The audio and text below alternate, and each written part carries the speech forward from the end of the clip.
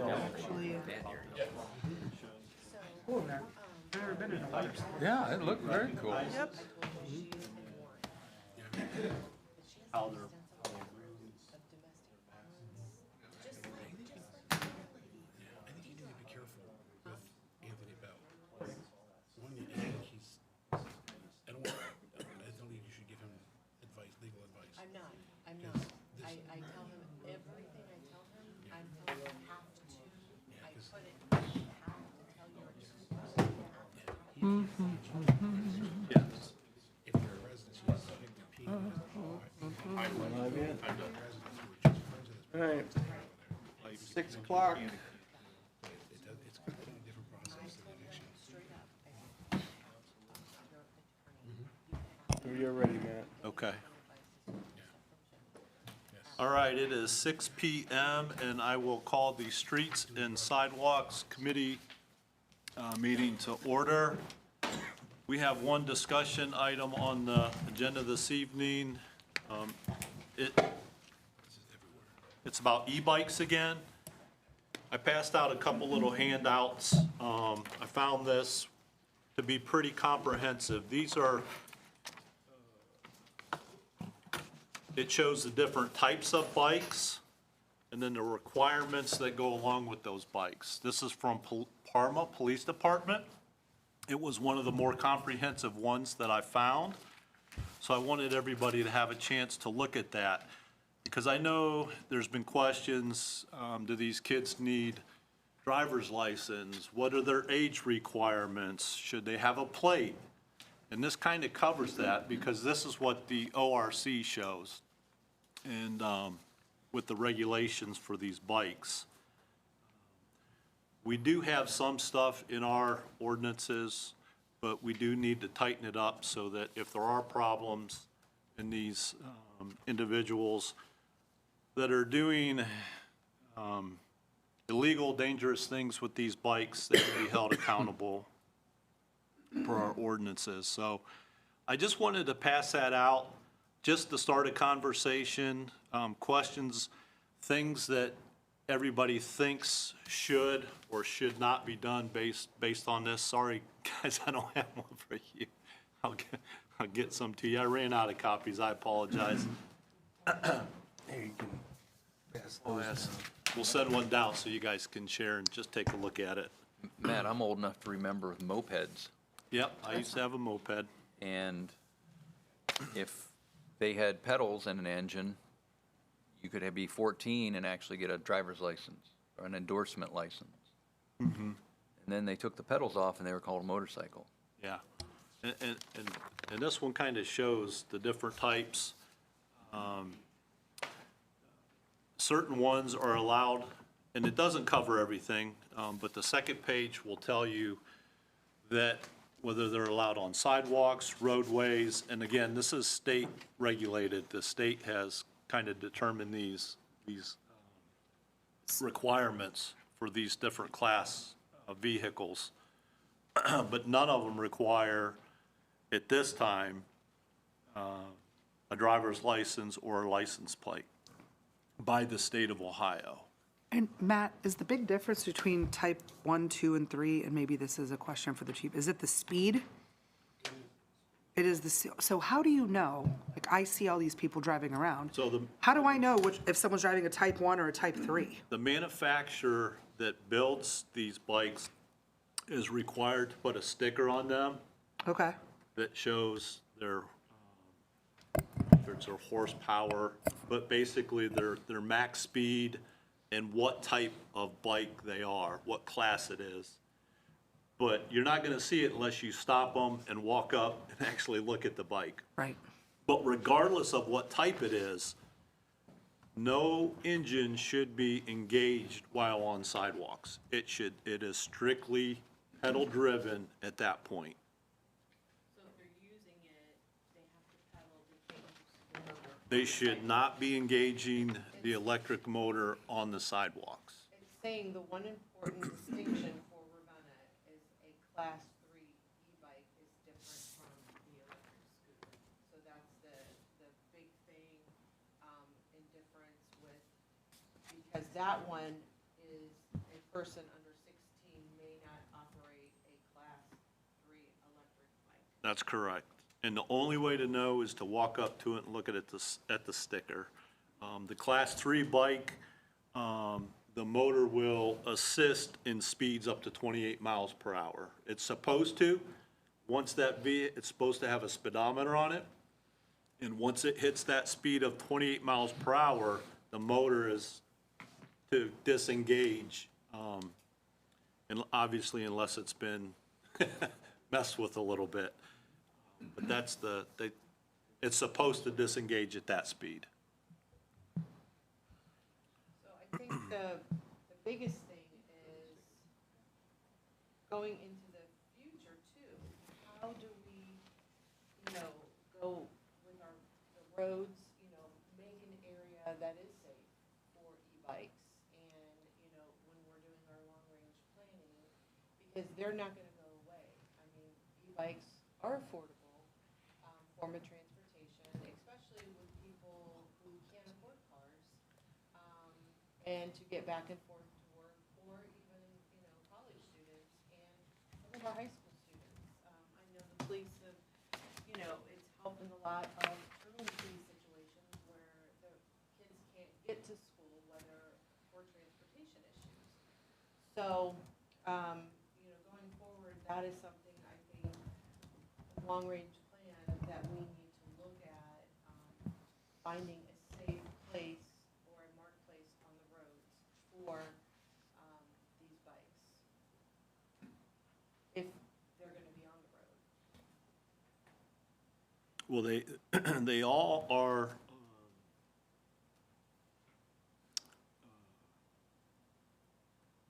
permitted on the sidewalk as well. Again, but the motor cannot be engaged. So, yeah, I mean, these things are here to stay. So we all have seen close close calls. We've all heard about close calls. One of the things also that has been discussed is to put speed limits on our sidewalks. It's not real common, but it is, has been done in certain areas.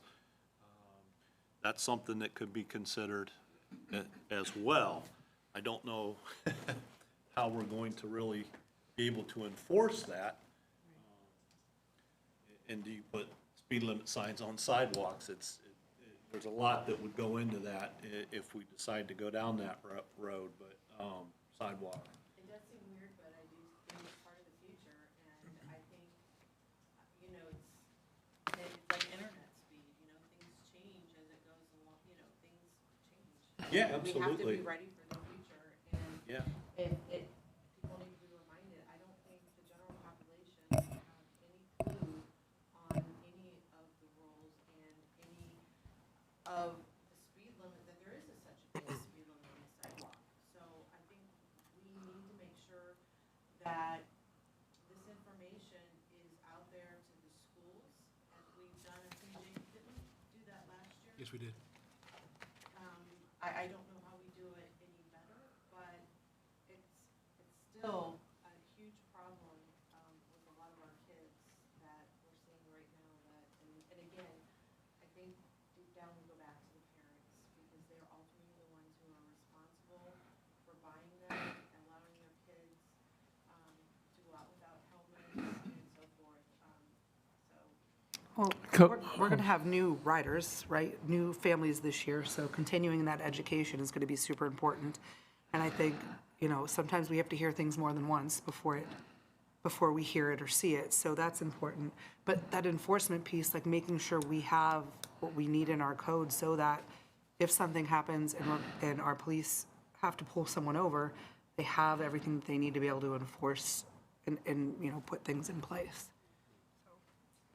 And there's also a helmet requirement for every class, even with a regular bike 13 and under. So several questions about that, Matt. Yeah. Just, if you look at just the Class 1 requirements, a couple things that are musts are they can't engage the motor and they must wear a helmet. And so we have violations of that a lot.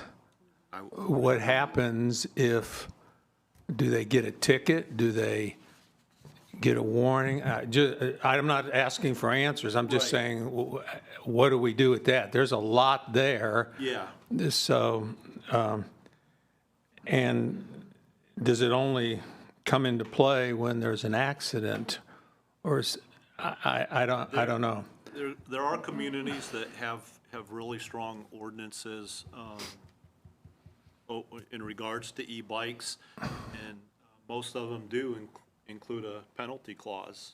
And it varies. A fine, 2 warnings, and that's usually at the discretion of the, if they get stopped for something illegal.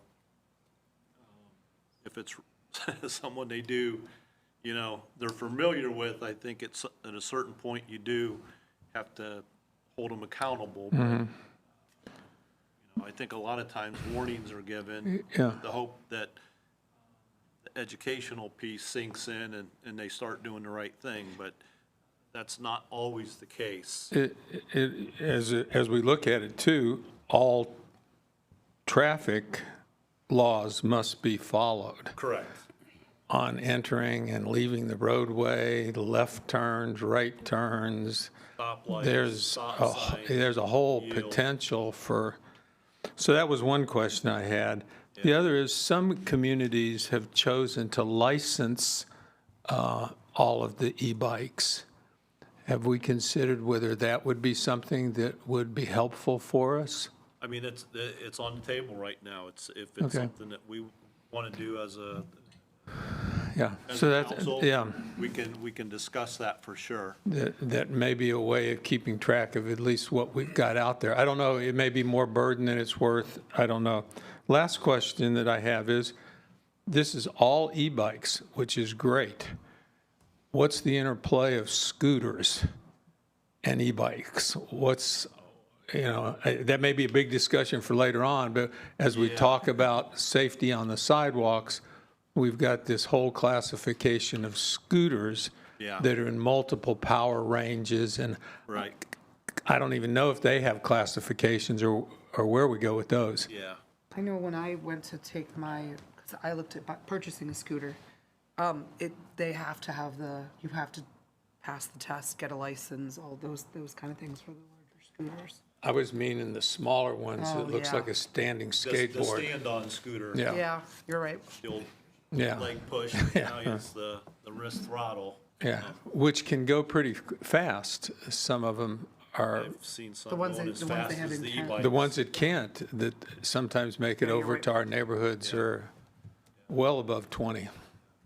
So just more questions. I don't have any answers right there, but I'm glad we're trying to look at it. Yeah, and I don't have any answers other than continue to educate and educate these children and adults who have these bikes and scooters.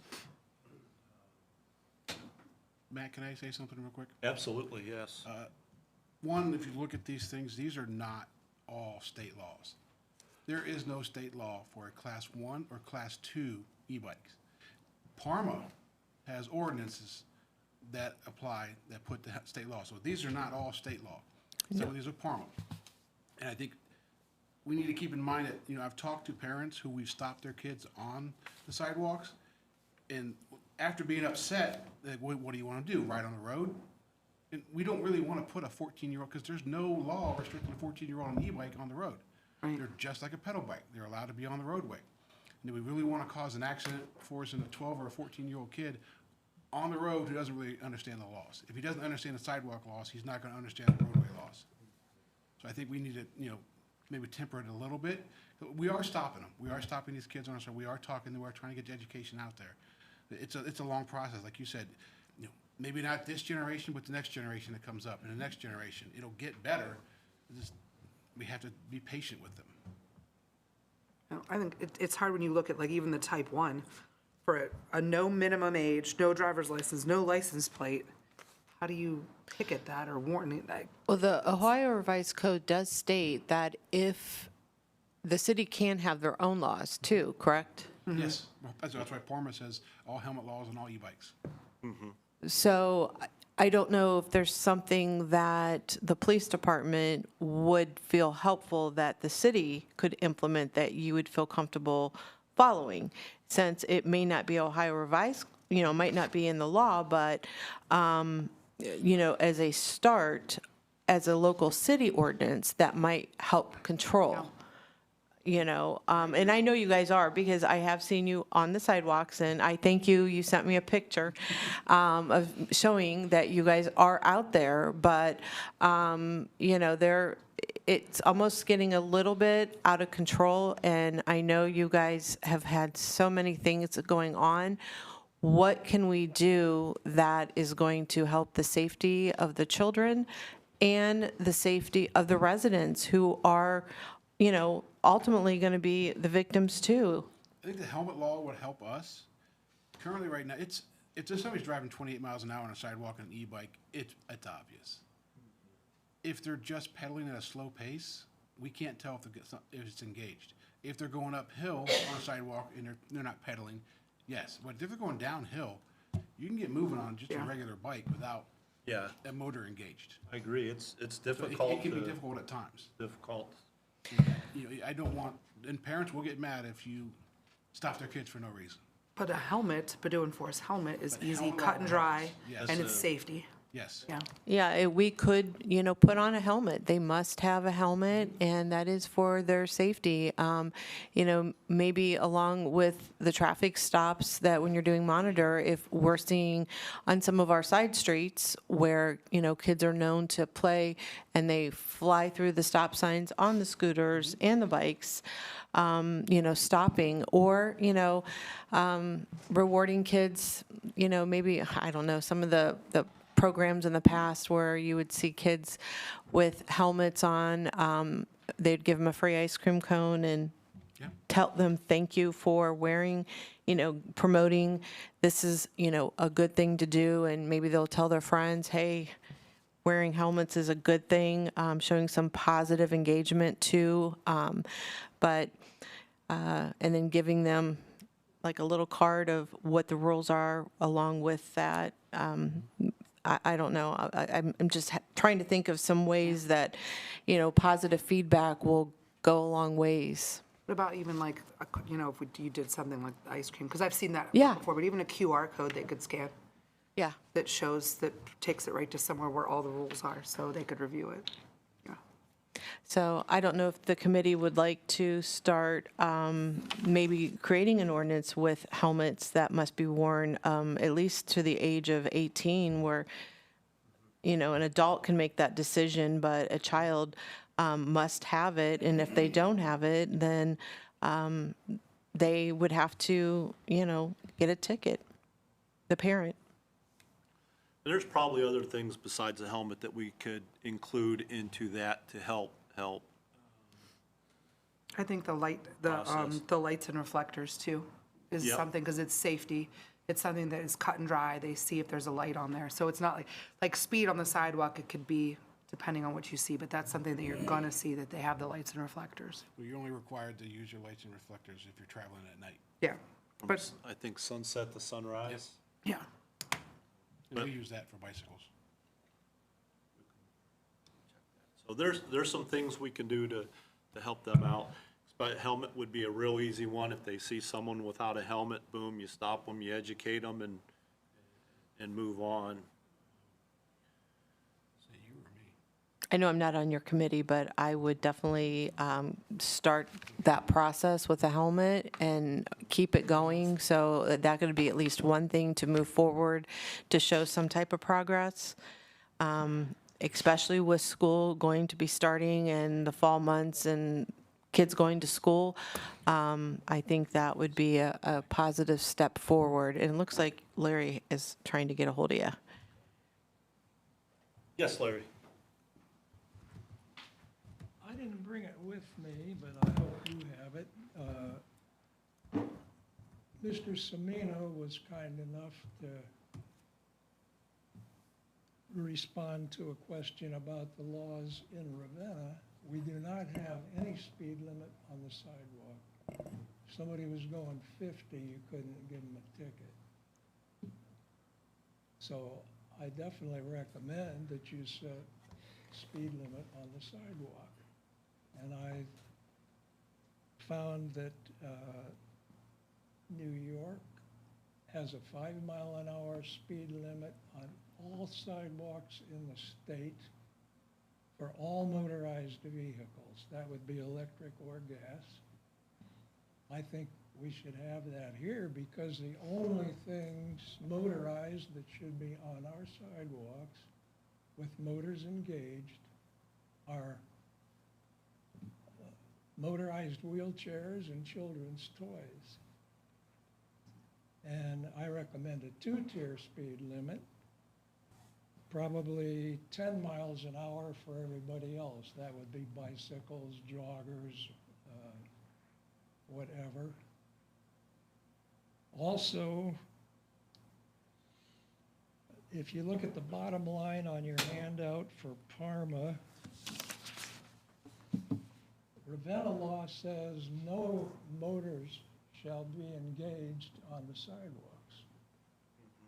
So we already have that law in Ravenna, but people need to know about it.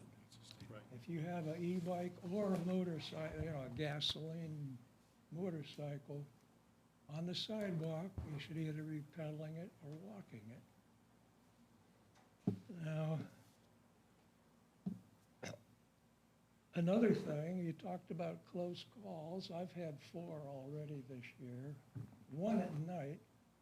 So rather than just requiring a light on the front, I think you should require a headlight that casts some light. I think that's what we were talking about when, Yeah, I had a close call with a guy with a little tiny white light on the front. I didn't even see him, but I heard him yell, "Oh," and hit his brakes. And he didn't see me because I was wearing black pants and a blue coat. But when we saw each other, we were 6 or 8 feet apart.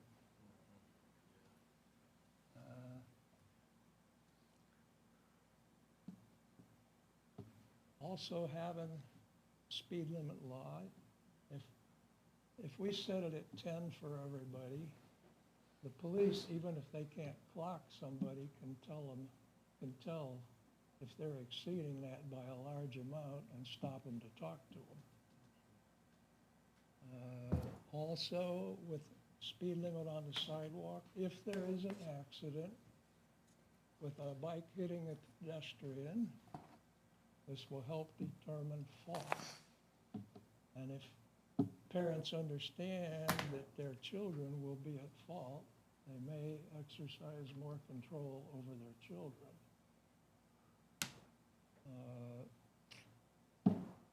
Another problem, I'm hoping the administration will encourage homeowners to not allow vegetation to narrow the sidewalk. 2 of the close calls I've had where vegetation is about halfway across the sidewalk, the bike riders think basically they own the sidewalk and the pedestrians should get out of their way. They were coming at me and their side was closed. They just came over on my side and I stepped off the sidewalk and let them go by. These riders don't even slow down for pedestrians. So I hope you'll seriously consider setting some speed limits for our sidewalks since we don't have any. Cliff? I think you probably read the news online, or nobody reads the newspaper, but in the last 3 weeks, the governor of Ohio signed a bill that if someone kills somebody or injures them terribly on an e-bike, they are liable up to vehicular homicide. Okay? I don't know if anybody saw that or not, but it's passed. Now, that brings a question of insurance. So if somebody kills somebody whose insurance covers it? Okay? I go out there in a vehicle, and rightfully so, the police pull me over for something. They want to see my insurance and my driver's license and my registration.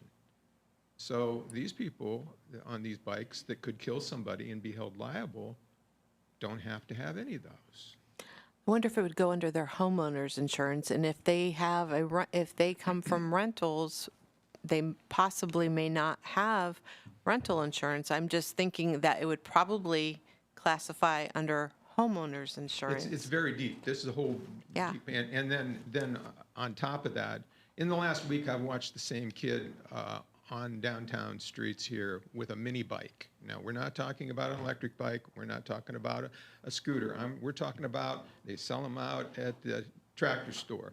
They got wheels about this big and they're fat, and it's run by an 8 to 10 horsepower gas motor, no safety equipment, no brakes or anything, zipping on the city streets, no, not streets, the sidewalks at 30, 35 miles an hour, okay? You need to address that too, that those aren't allowed. Yeah, I'm sure if that individual was spotted by an officer, I'm pretty certain that he would be stopped. Well, I guess I'm just lucky to see him every night. Can I ask a question? So I'm hearing like you stop them. So after they're stopped, then what happens? You just said, don't do that, or what happens? It's a discretion, officer. You can give them a ticket for riding on Okay. the sidewalk, or you can give them a warning and send them home. I guess maybe because I'm in an unmarked car.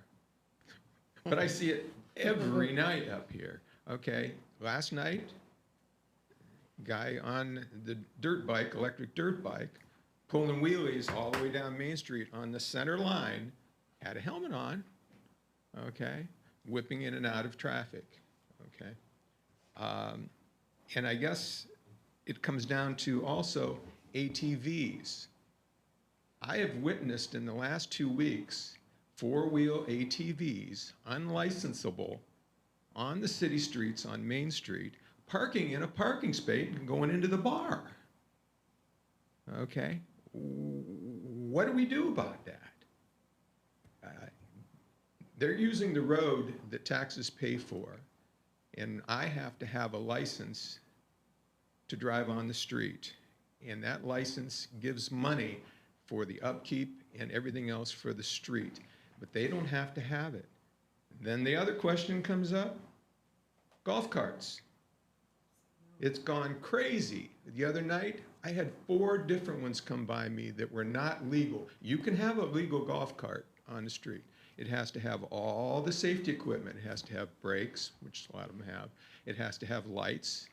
It has to have legal tires for road use, because golf cart tires are not made, it says right on them, not for street use, okay? It has to have lights. It has to have seat belts, okay?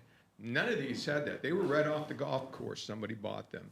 And there isn't a day that I don't drive through town here, somebody has one that they've just purchased probably on the back of a trailer, okay? It's gonna get bigger and bigger on that. I think you need to address several things besides that, because if not, you're gonna have to come back to do that. So I think you might want to add those to it. It's out of hand up there. We will consider those as we appreciate it. Thank you. trudge through this. Thank you, Cliff. I might note in connection with what Mr. Sotol just said, I've twice noticed someone on a riding mower driving on the sidewalk down Main Street. I've And, only seen it parked at the bar. yeah, you saw him parked at the bar. Right up Riddle. So I kind of believe that that's already prohibited, but It is. just shows you there's so many. I've seen them so many creative stop somebody people. before on a lawnmower, yeah. Matt, I know this probably falls under Amy, but just to I was kind of looking some things up while we were chatting. The Portage County Health District does have a relationship with Put a Lid on It, and it's to do bike helmets for kids. So maybe that's something that, as we're exploring this down the road, to reach out to them, see if they can help get some possible funding, so that if kids don't have helmets, there's no excuse. So it's a lot of layers to that onion. There definitely is. Any other comments before we? Would you be okay at this point if we have something next week in regard to helmets, or would you feel better holding off on that until we kind of put more of a complete package together? I think helmets is almost a no-brainer for us. I'm completely in favor of it to put it in, and the only reason that I would say no is if you want to put it all in one package that we put together a little bit later, that would be okay. But if you feel like a helmet one is good, I think helmet is very, Helmet requirement. yeah, very for- appropriate, very appropriate. At least we're going to watch out for the safety of their heads for, Yeah, and that'll yeah, give them, the officers, another Yeah. visual to be able Yes. to. Since the stickers are so small and To stop them. the speed, you know, Yeah. can be hard to judge at times. That's a Mm-hmm. no-brainer. They can see that, so. okay. We'll go ahead and move that one item forward. Continue working on this issue. We have a management update for streets and sidewalks? This time. Okay. 6:31, I will adjourn the Streets and Sidewalks Committee meeting.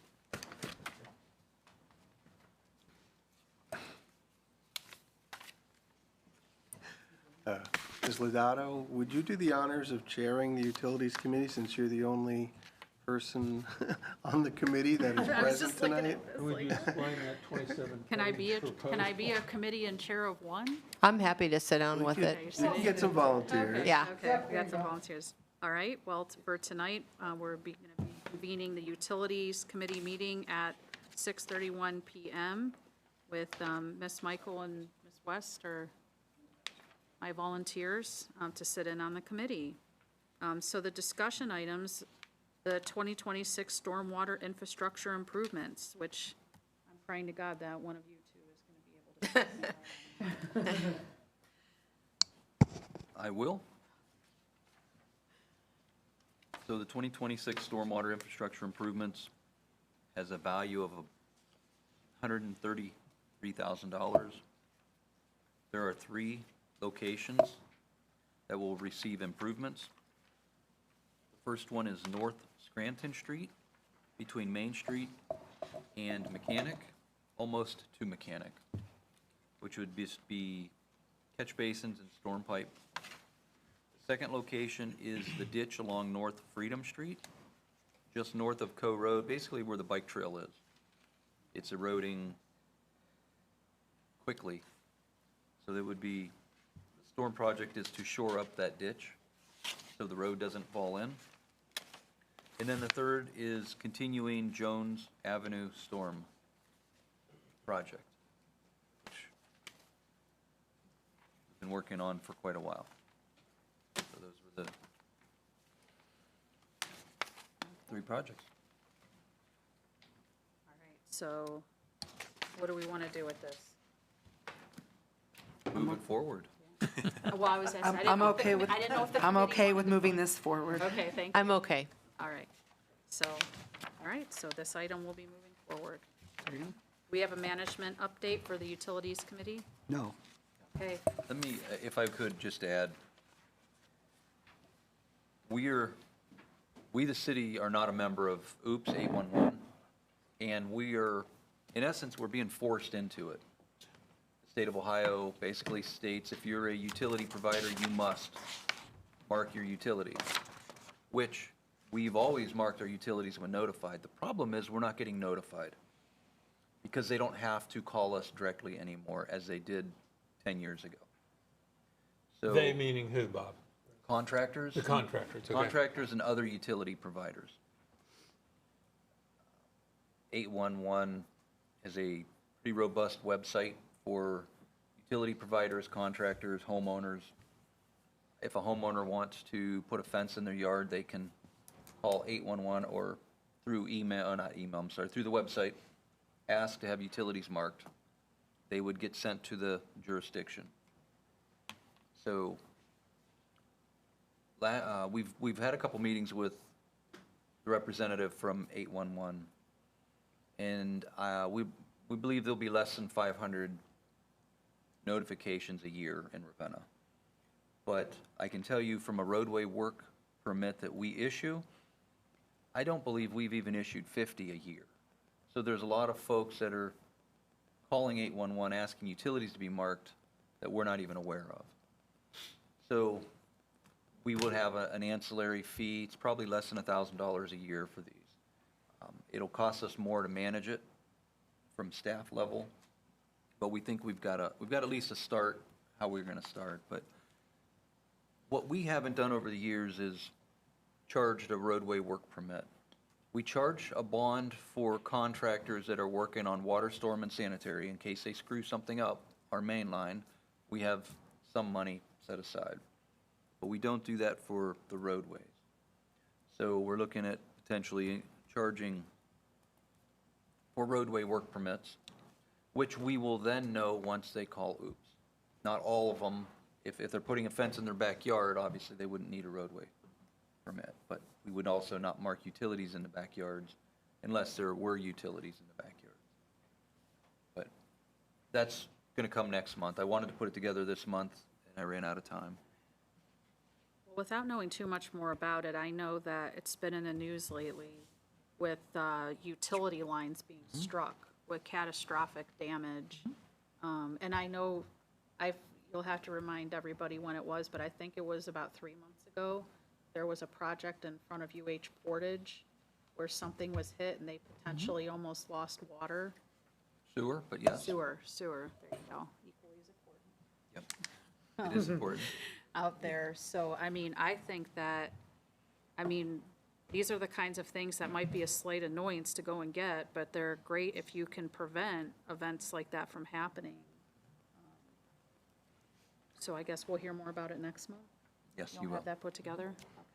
Okay, thank you. I'll save my question for next month. I just was trying to understand the logistics of how we will be getting the notifications that go to the state. Will we be hiring someone in between to process those to us, or is there? We'll try to do it in-house. There'll be, I believe, 6 of us on the email request. It's going to predominantly be Mike Reynolds and then Dominic and I. Whoever gets to it first can cancel it out or notify street department to mark the utilities, utility billing to mark their water service. And you're estimating that there may be as many as 500 a year that are going to come through like this that you'll have to make decisions on? Correct. Many of them, I believe, we won't have to mark utilities. Many of them will be a fence in the backyard or foundation for a garage in the backyard, that sort of thing, which we're. When you say we mark utilities, our personnel will go out and mark them? Oh, wow. Which we've been doing when notified. When notified. Okay. Well, thank you. We'll hear more about that next month. Yes. All right, so now we're going to dismiss this meeting at 6:38 PM. All right, Oh, you're next. moving on to the next one. Okay, this one we're all here for. This is the Planning Committee meeting, which will be convening at 6:38 PM. First up is ward redistricting. So for those that are listening or sitting out in the audience and haven't heard of this, it's been about 70 years since the city has been looked at as far as where our wards are drawn and what that means in terms of voter representation. Mr. Harper's ward, Ward 3, is the last time that we had redistricting, they had not built Anavar and I think most of Diamond Hills. So, for instance, his ward has over 1,000 more people in it than the one next to it. So it's very disproportionate. And the League of Women Voters reached out because they've been looking at communities throughout the state to see which ones had the most disproportionment. And it just so happens that out of all the communities in Ohio, Ravenna was ranked number 2 as the most disproportionate as far as voter representation, where you have the ward council people have vastly different numbers of people. So we are working in conjunction with the League of Women Voters to go through a process to redraw these ward maps. And for the people who have been part of it, thank you. It's been great, but now we are going to be taking this more into the public forum, and we are looking for as much feedback and interaction as possible. Ms. Greger, did you have a chance to get a hold of anybody at the library about potential dates? Huh? Okay. All right, well, we will be reaching out to the library. Hopefully soon we will be putting together, I would like to have at least 2 opportunities for the public to come and not only look at the ones that some of the members of this ad hoc committee have put together, but give people in the general public in Ravenna a chance to create their own. And we'll make available the link that you can use with the instructions on how to, you can move the lines around and see where it moves. And a number of people have used this. For those of you who have used it, did you find it was fairly simple to move the lines around and create the maps? I Okay. did. So we will have those available on display, and then an opportunity for the community to give their feedback. Because one thing that the League of Women Voters is stressing is keeping the character of the neighborhoods together and not splitting things up. We have like 2 really definite boundaries in the city where everything, so on the north-south, everything's split by 59. And then going, if splitting the city into east and west, it's 44, yeah, Chestnut Street. And so all of these maps, no matter which way you put it, is gonna be shifting those boundaries either a little bit north or south of 59 or east or west of 44. Which, when you get to look at all the beautiful maps that were made for this, it's a lot easier to see this visually when you have the maps in front of you. So hopefully we'll be announcing this soon, moving into, when we have the dates available. We wanted to hold this at the library. And again, I wanted to make sure that we at least had more than one, because we want as much public engagement as possible for this process. But also, sometimes people are busy. Sometimes they will miss one meeting, and I don't want that to be the one and only opportunity that they had to be part of this process, so. One big, go I'm ahead. sorry, I thought you were done talking. No, go No, go ahead. Well, I was going to say, it needs to be completed before January because of some of the elections that are happening. So especially with some of the ward council people, how it could affect who runs, because it could add people or take people out of that ward. So that's really important to understand. Correct. So that is the reason that we need to kind of move this, and especially Dr. Calfee announced at our last meeting that he would not be seeking reelection, so that's a perfect example. I believe you represent the smallest ward in population, and so for sure, what's going to happen with Ward 4 is it's going to get bigger. So it could potentially encompass more potential people that might want to run for council in Ward 4. So how would you like to set up these meetings? For example, I'm doing both in September, Yeah. evening, day, weekend, weeknight? Maybe a weekend during the day and an evening during the week. So I'm looking right now, and you can reserve it online, and it's mostly open, but I think the library closes at 6, so that is. Really? Are you sure? Because Some of budget days, yeah. cuts. They adjust Oh. their schedule. I think it's 6 on the weekend, On the weekend? on the, like, Well, you want a day during the weekend and night during the week, right? Yes. September's fairly open. Okay, we'll have to get together, and does that sound reasonable, for putting that together? Okay, and hopefully we'll get that information. Would we be able to put on the city website the link for making those maps? with the instructions that Jen sent, so people are able to get us their versions where they'd like to see those maps. I know that Jen Mapes, she's a Kent State professor that's working with us. She's been using her stuff from the maps department at Kent to print out the big ward maps and color-coded so we can all see this presented clearly.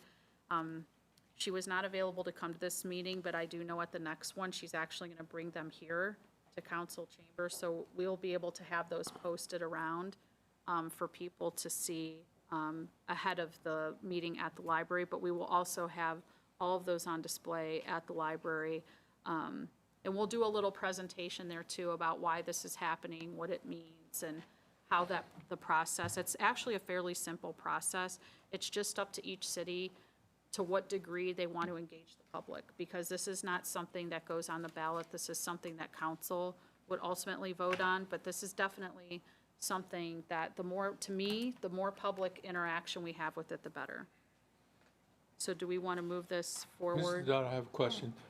Currently, the boundaries of each of the wards, are they delineated in the charter, or is it in an ordinance that delineates the boundaries? And as we move forward, what will we be changing to establish the new boundaries? So actually, some of the things, how we move the boundaries is really guided by the Ohio Revised Code. Like, we found this out when we were playing with the maps, and you can't cut through these certain population segments diagonally because they do everything based on the census data. So you have these census blocks, and however you move the map, the Ohio Revised Code has guidance on how you can shift those boundaries specifically. How it was done in Ravenna in the 1950s, I don't know. And where is it written what our boundaries are right now? That's, I just know that this is stuff that they have on file. I can answer. It's in the code. There's two places that define bound wards. Unfortunately, we have to have 4 wards because that's in the charter. So unless, we put a ballot initiative to change the charter, we can't add or subtract wards. But the boundaries and where they're delineated is in a code. So we would, as part of this process, once we pick a proposed change, then it's just up to council to approve that code change. But there's certain ways we have to actually move the boundary, and that's guided by the Ohio Revised Code. And we will have people there from the Ohio League of Women Voters that can probably, to way more detail, answer these questions and kind of clarify any confusion on that. So we'll pick some. I'll just go on there if you, Christina and Amy, if you're okay, if I could pick out some times Yep, and let me know. absolutely. Okay, all right. So we good moving that one forward? Yes. All right, next one, a little spicier of a topic here. This one has to do with space requirements for multifamily units. I have put a lot of work into this. There's some concerns in the city overall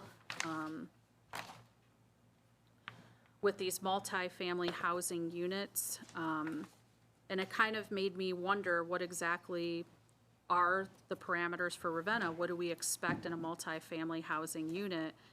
And it's actually, in comparison to other communities, it's pretty bare bones as far as not talking about the setbacks and the front yards and side yards, but the actual living spaces, the square footage that people are going to be occupying.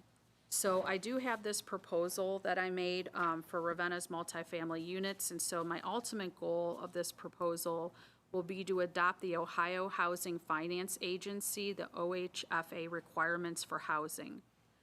It will help Ravenna realize its 2050 comprehensive master plan goal of establishing more affordable housing while simultaneously protecting current and future property values. So trying to find out what communities use for guidance when establishing these guidelines, there's 2 basic foundation blocks that communities use. They either use the Ohio Building Code, which is the OBC. I do have these marked out because I know there's a lot of acronyms here. And it requires one clear habitable space of 120 square feet minimum, and all other rooms to be at least 70 square feet. This excludes kitchens and bathrooms, which are not considered habitable spaces. And there's also a requirement for 3 feet of an unobstructed walkway in the kitchen. That's it. Those are going to be the requirements for the space. The Ohio Housing Finance Agency, the OHFA, the space requirements are tiered by bedrooms. So in efficiency or studio, you have to have 450 square feet. A 1-bedroom, 550 square feet. A 2-bedroom, 750 square feet. A 3-bedroom, 950 square feet, and 4 bedrooms or more, 1,100 square feet. So in a home rule city like Ravenna, you can create your own requirements. And so for those of you who don't know, in Ravenna, it's 550 square feet exclusive of the basement for multifamily and 720 square feet for a duplex. So why would I be advising going with the OHFA? Because what's the difference? So the Ohio Building Code focuses only on what is necessary for survival and safety. So you're talking bare minimum. What kind of square footage would you need to say that this person is living in a human habitat with the bare minimum of safety requirements, and that's its only focus? The OHFA focuses on livability and quality of life, because you'll notice by the differences with the OHFA FA requirements, it's quite a bit more space.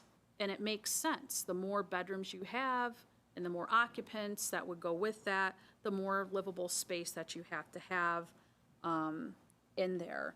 So there's a second reason that this is important. So if you are a community that wants to attract builders or investors that want to use the low-income housing tax credit program, you have to be basing your requirements off of the OHFA for them to be eligible for that funding. And I know that we have problems with the multifamily housing, but I really want to make it clear that, first of all, our comprehensive master plan identifies a goal to address more affordable housing. But that doesn't mean that we have to have cheap, bare bones, and I'm thinking of the people who are going to be renting these spaces too. Because if you have a builder who just wants to build according to the Ohio Building Code or something minimal versus somebody who's more interested in using those tax credits and leveraging it to build more sustainable spaces. And even these spaces are they're not that big for the OHFA. So for me, it's a livability and quality of life issue. And the reason why I make that claim that it's going to protect current and future property values, because it is more space and does require more. You're talking about people that are going to be investing in these properties that are more investing in creating a space that is livable in every sense of the word and offer that quality of life. And hopefully then those people would stay and become more invested stakeholders in the community. So I did have some data from surrounding communities, like what they require: Kent, Streetsboro, Aurora, Stowe, and Twinsburg. Those are the ones I looked into. I'm going to assume that Kent went with an OBC model because of the university. I'm assuming that they're looking at students just renting rooms, so theirs looks maybe a little bit off. But you could see that in other communities, it's quite a bit more. Aurora's minimum is 500 square feet with an additional 150 square feet per bedroom. What stuck out to me is that we require a 40-foot setback where they require 75 feet. Streetsboro, they have a much bigger space requirement even beyond that OHFA recommendation, but they have a property, the overall property has to be 20,000 square feet. So the space is just huge that they're asking for. So what I really kind of discovered looking at these different cities is there's a lot of variation with how communities choose to do it. So I guess there's some discussion to be had, but at the end of the day, what I really kind of fell on was this OHFA space requirements, and mostly because it is tied to making people eligible for that low-income housing tax credit. And that is gonna open it up to people, again, who are gonna make better housing than what we have available now with our 550 square feet and 720 square foot for duplexes. And just, it was very enlightening sitting in Planning Commission, listening to the discussion that there wasn't even solidified blueprints, and there was, I mean, they held off the vote for 60 days, but, I mean, I don't know how you could possibly vote on bringing a multifamily home to the community without those things solidified, and didn't even meet the setback requirements. So, I mean, some of that's internal. We have to be looking out for this community and looking out for each other, and people who sit in our seats and people who sit on the boards and commissions, they have this responsibility to this community, I feel, to really look and seriously evaluate that criteria. And a lot of this is look out for the people who are renting these places. I mean, I was a renter for a long time in my life before I bought my house. And I would just, and there's this trust that goes with it, that your governments and local municipalities are creating their codes and designing them for not only your safety, you know, but for your living and for your best interests. So overall, that is my assessment of where I think we should go in terms of the square footage, and how that's determined on the insides of these properties.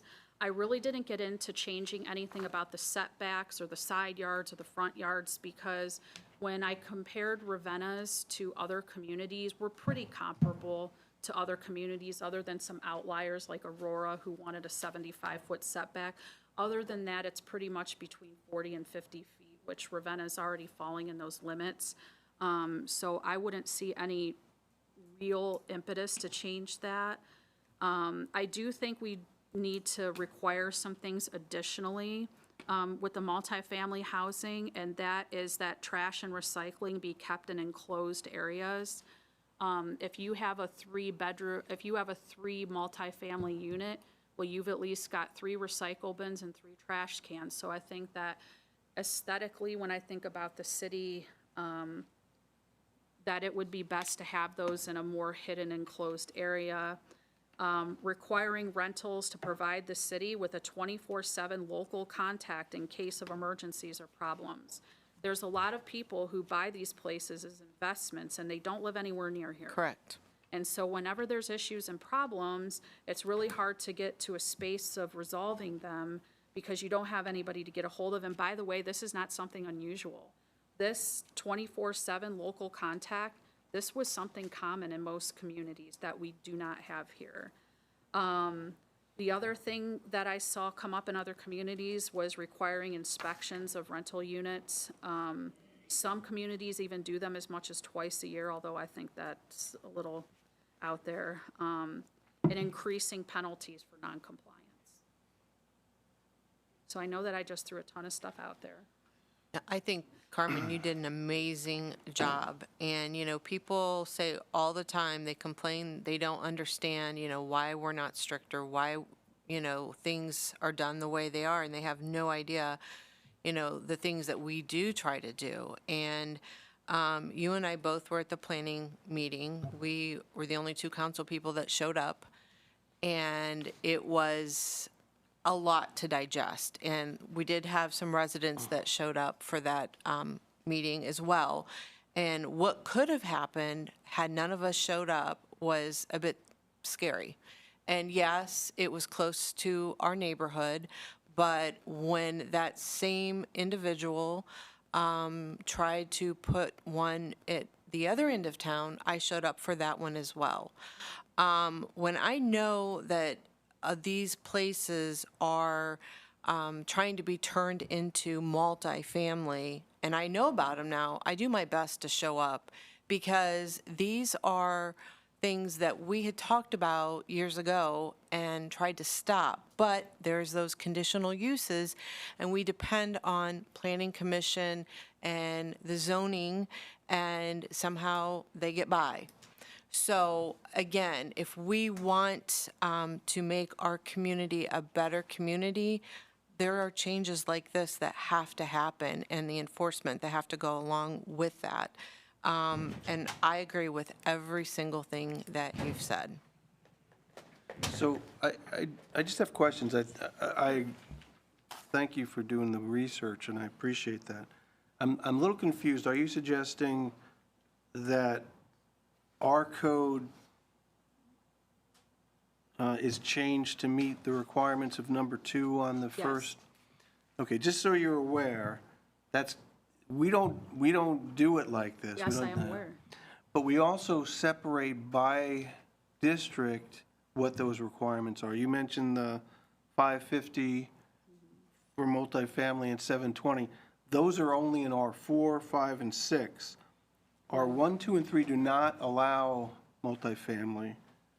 And in the central business district, C1 and C2, well, in C1 and C2, it's 550 per unit. They don't separate multi or duplex. And in the central business district, it's only 400. So, I mean, I'm not debating with you the changes. I'm just saying what you want to do is going to require all those, different 6 sections need to be changed. And that's fine. I just want to make sure we dot all the i's. Right, that's what I'm proposing, because again, this model is the one this is the only model that you can use that's tied to making somebody eligible for the low-income housing tax credits. Using the Ohio Building Code, that doesn't make you eligible for any type of funding using that. And again, it's there, but it's just sort of the most bare minimum that you could ever offer somebody, for a human to live in those spaces. I don't know many people who could live in 190 square feet. That is, We've had landlords Yes. that have had people living in closets.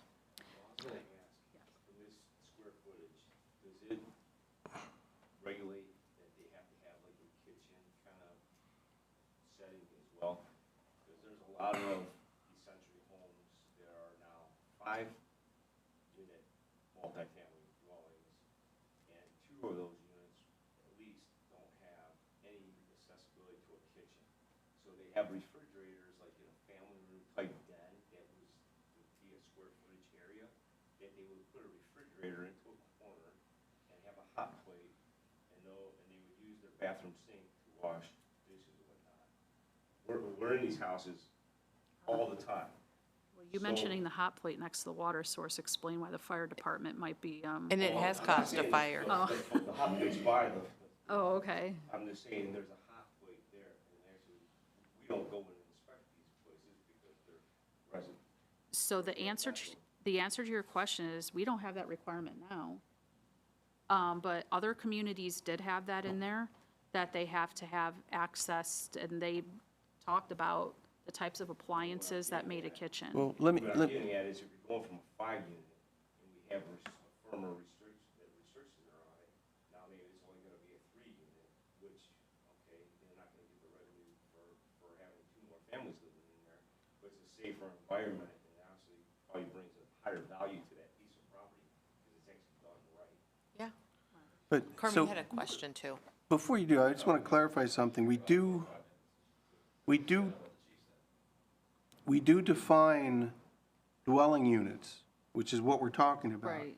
Dwelling units means 1 or more rooms providing complete living facilities for one family, including equipment for cooking or provisions for the same, and including room or rooms for living, sleeping, and eating, except that for purposes of this zoning code, a mobile home should not be used as a dwelling unit. So that might need to be adjusted. If- Right. Also, you have dwelling units also. Or I'm That's what sorry, I just- a rooming house. Yeah, that's different. But it's not different, because we're still talking rentals. We're still talking, you can rent a single bedroom, 4 people, and have a single bedroom and a common kitchen. Yeah, and but a that wouldn't be common considered, recreation area. according to our definitions, that wouldn't be considered a multifamily dwelling. That's how it's being treated, because we don't have another way to treat it. So what would your suggestion be to remedy? Remove it completely. Remove what? Rooming house completely. Oh, well, We have more problems with rooming houses Yeah. than we do anything else. Yeah, But you would that- eliminate the old Portage Hotel right off the bat, because that's all that is yeah, as a bedroom with a common area. true. And it's currently unoccupied, so if that change sets in, then unless you grandfather it in. Mr. Lodato, I do have a question. These space requirements, if we make this change, how does it affect existing multi-family units? It wouldn't, they're grandfathered in? Everyone currently Yes. that has these, Upon the sale of the property. Once it's You sold, can't, why can't you? you can't legally do that. You would never win in court. That's what it would take. If it was unoccupied, if it had a conditional use and it was not utilized for 12 months, then that conditional use or non-conforming use falls off, Right. according to our code. Then it would resort back to But- the original intended use, But, probably but, single but, family. Mr. Finney, that's just for conditional use. The changes for the residential districts that have multifamily, I don't know whether that would be something we could adjust as a sale was made or something.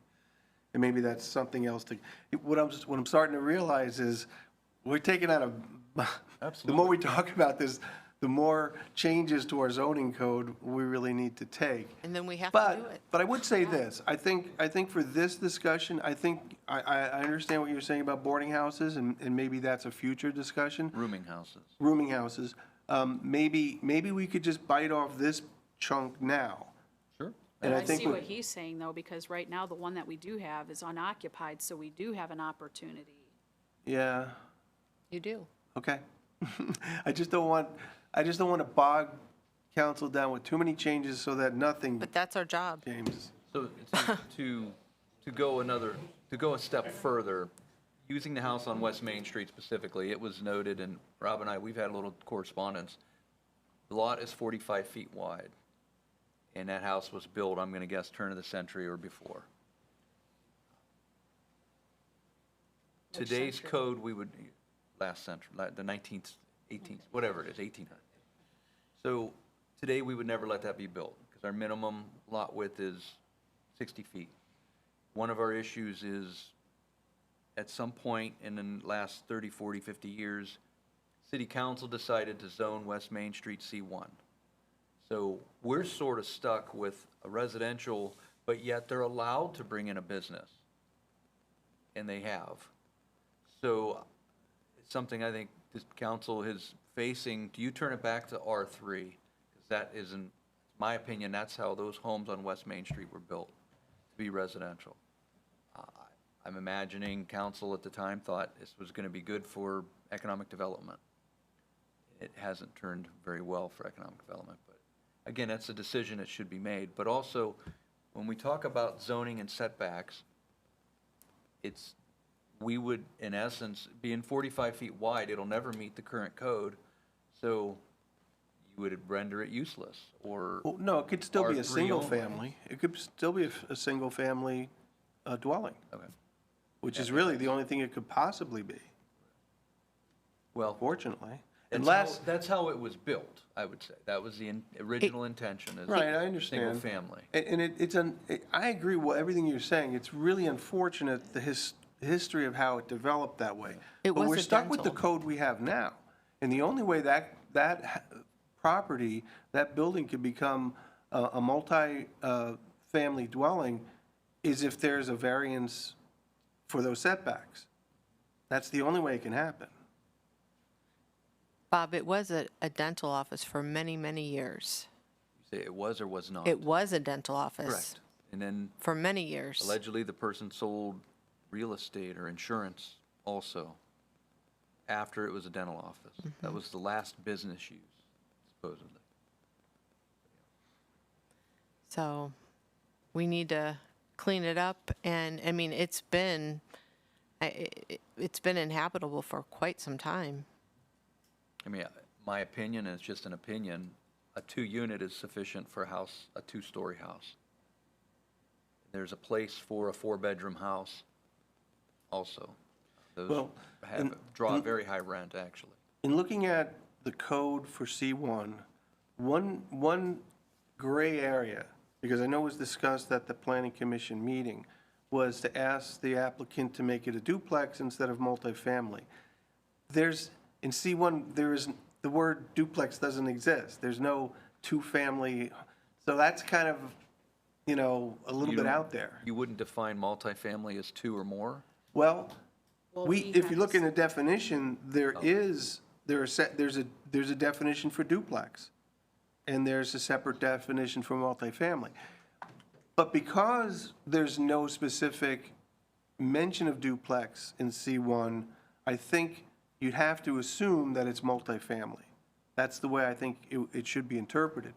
Maybe another area to fix, that maybe we need to add duplex as a conditional use instead of just the multifamily, and then you can have your own sort of conditions for that. And this is confusing too, because when I was looking at all these for other cities, we have the single-family house, and then we have duplex in there, and then goes to multifamily. So the assumption is that multifamily is meaning 3 or more, because Yes. we have duplex in there. But that's just an assumption, because we don't have that clearly defined.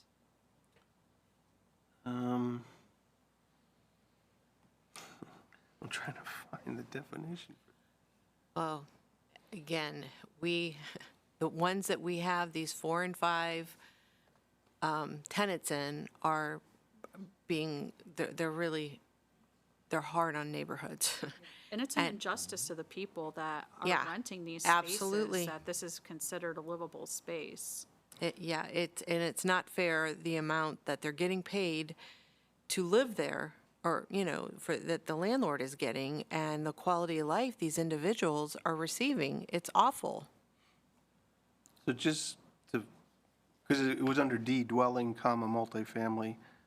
Is a dwelling designed or occupied by 3 or more families living independent of each other? We do have a definition of it.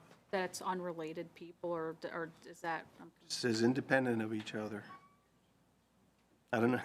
So, Some yeah, of, some of these other ones, I know like in Twinsburg, they went out of their way to say that they have to be, that they're non-related. well, Kent went to the Supreme Court over that, and I think they lost, so I don't know how that helps necessarily.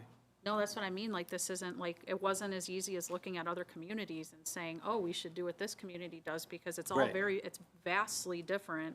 And I'm assuming that Kent's really an outlier because of the university. Right. So that one you kind of can't use, because it's so skewed by what they're using that type of housing for. But I mean,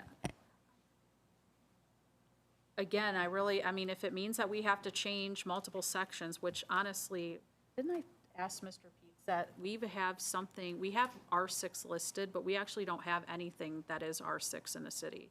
There's, Nor- I don't think we have an Nor R1 or R6. it's not on the map anywhere, but we have Right. it listed, but it's Yes. not anywhere on the map. But here's one thing to consider, since the commercial zones have a smaller, well, actually, you could have multi-family units that are only 500, or in the central district, 400 square feet. Is there some exception or whatever to what you're proposing for the commercial? Because, what if you had an apartment complex in a commercial building? Are you still wanting to meet those standards that you listed? I mean, it's just something to consider, because, I mean, obviously, the central business district in our code is less for a reason. I think that's the assumption. So my answer to you is yes, but we can't go back and change what's already there. This would- Right, that's true. So it would just be for anything New acquired, construction. new construction into the future. Or people looking to buy homes, and I mean, honestly, this is something, I've only lived in Ravenna since 2019, and I've watched 3 properties, they're directly behind me, but they face Main Street. And they have all been bought by outside investors that don't live in the community. The one that I sent Mr. Finney pictures of, they installed the air conditioning in the middle of the driveway. The unit's just sitting there in the middle of the driveway. And it turns out that our code doesn't say anything about not doing it, kind of like it says that we don't have anything saying don't put it on the roof. I mean, you would think somebody wouldn't do it. But this person asked, we looked up the address, didn't get one single permit. They bought the house, they redid it, they have renters there. And then the one next to me, same thing. They have now, and now I'm looking at another one where the one that came up in Planning Commission, the gentleman passed away. There was one person living in that house. And now we're looking at potential another multifamily unit.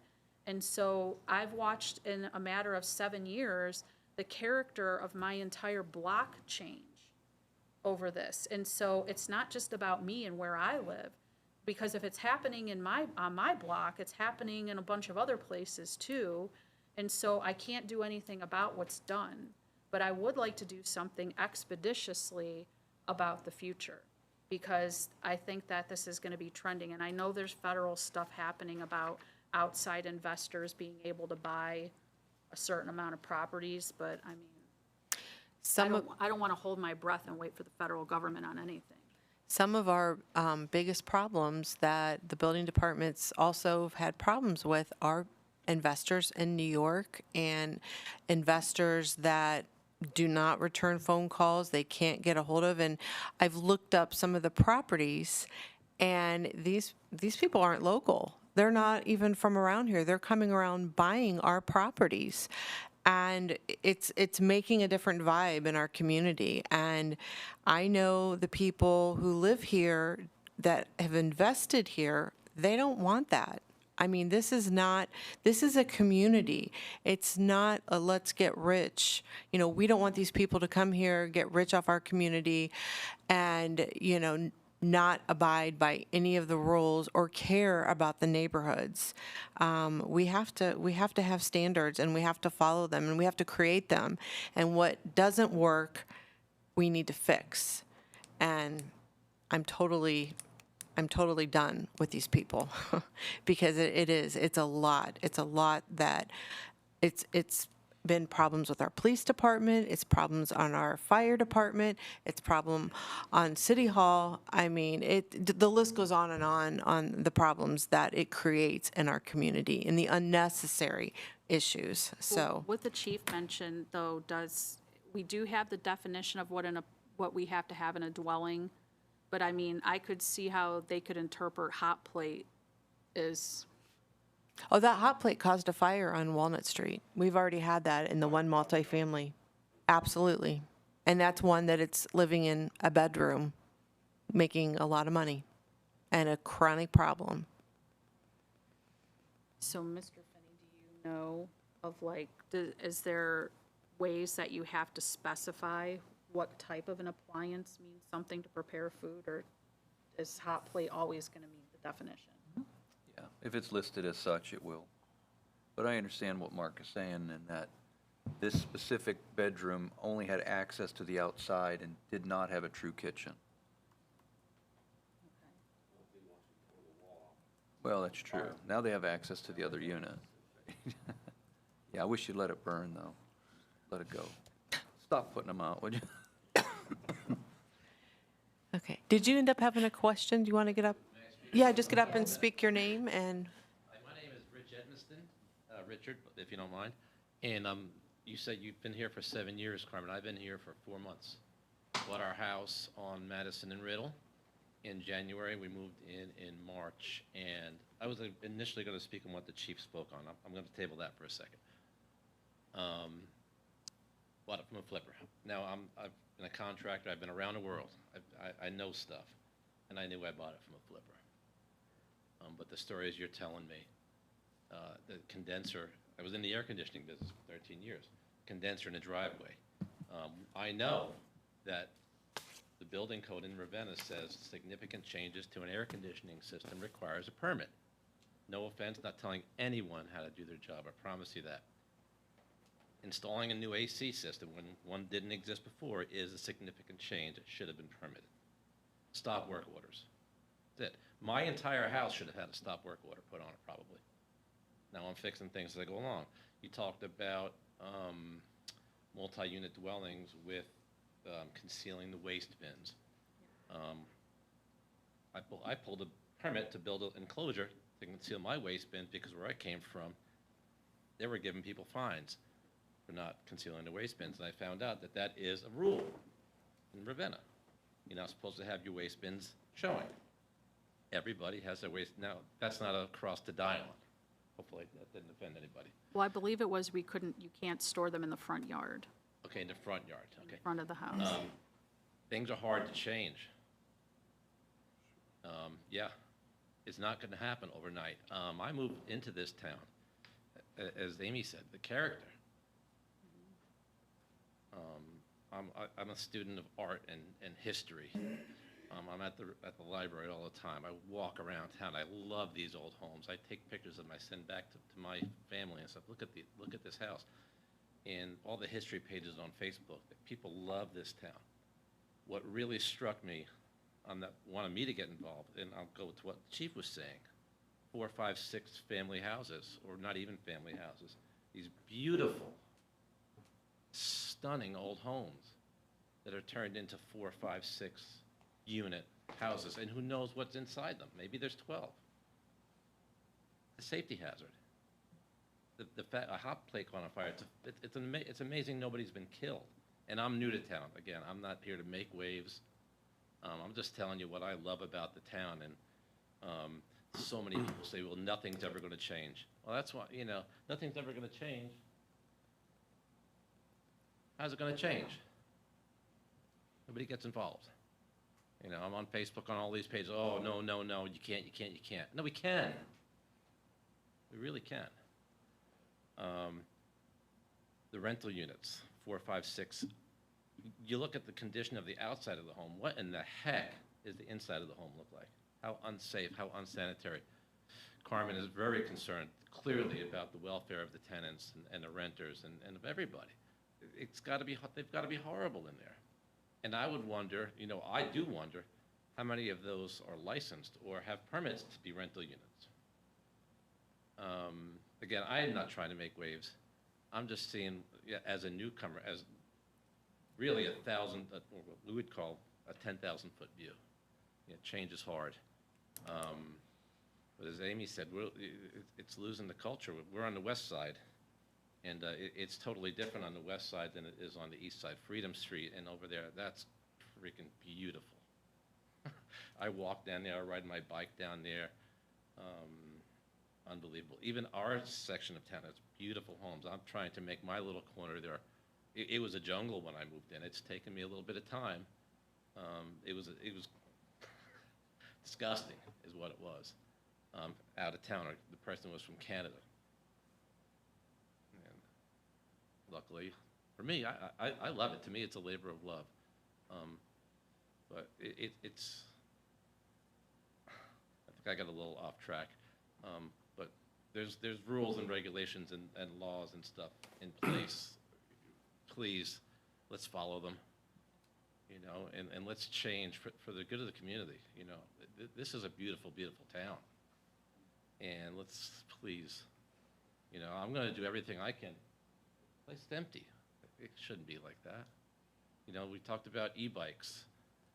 I got hit the other night. It was at Chestnut in Maine. Somebody hit me coming around the corner. I was like, you got to be kidding me. And he looked at me like I was crazy. There's rules in place. You can't legislate common sense, but you can educate.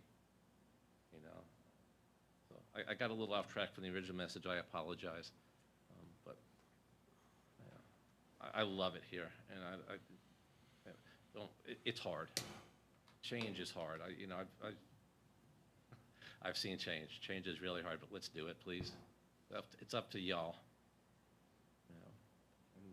Hopefully me in the future one day, but I'm not, that's why I'm here. So thank you for your time. I appreciate it. Thank you.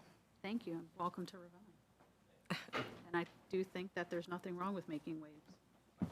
There's nothing wrong with making waves. At least I don't think so. Eh. All right, so as far, like, just to really quick circle back to the kitchen issue. So is that something where you could say it has to be a stove, a refrigerator, and a sink? Do you have to like explicitly say those things? Processing.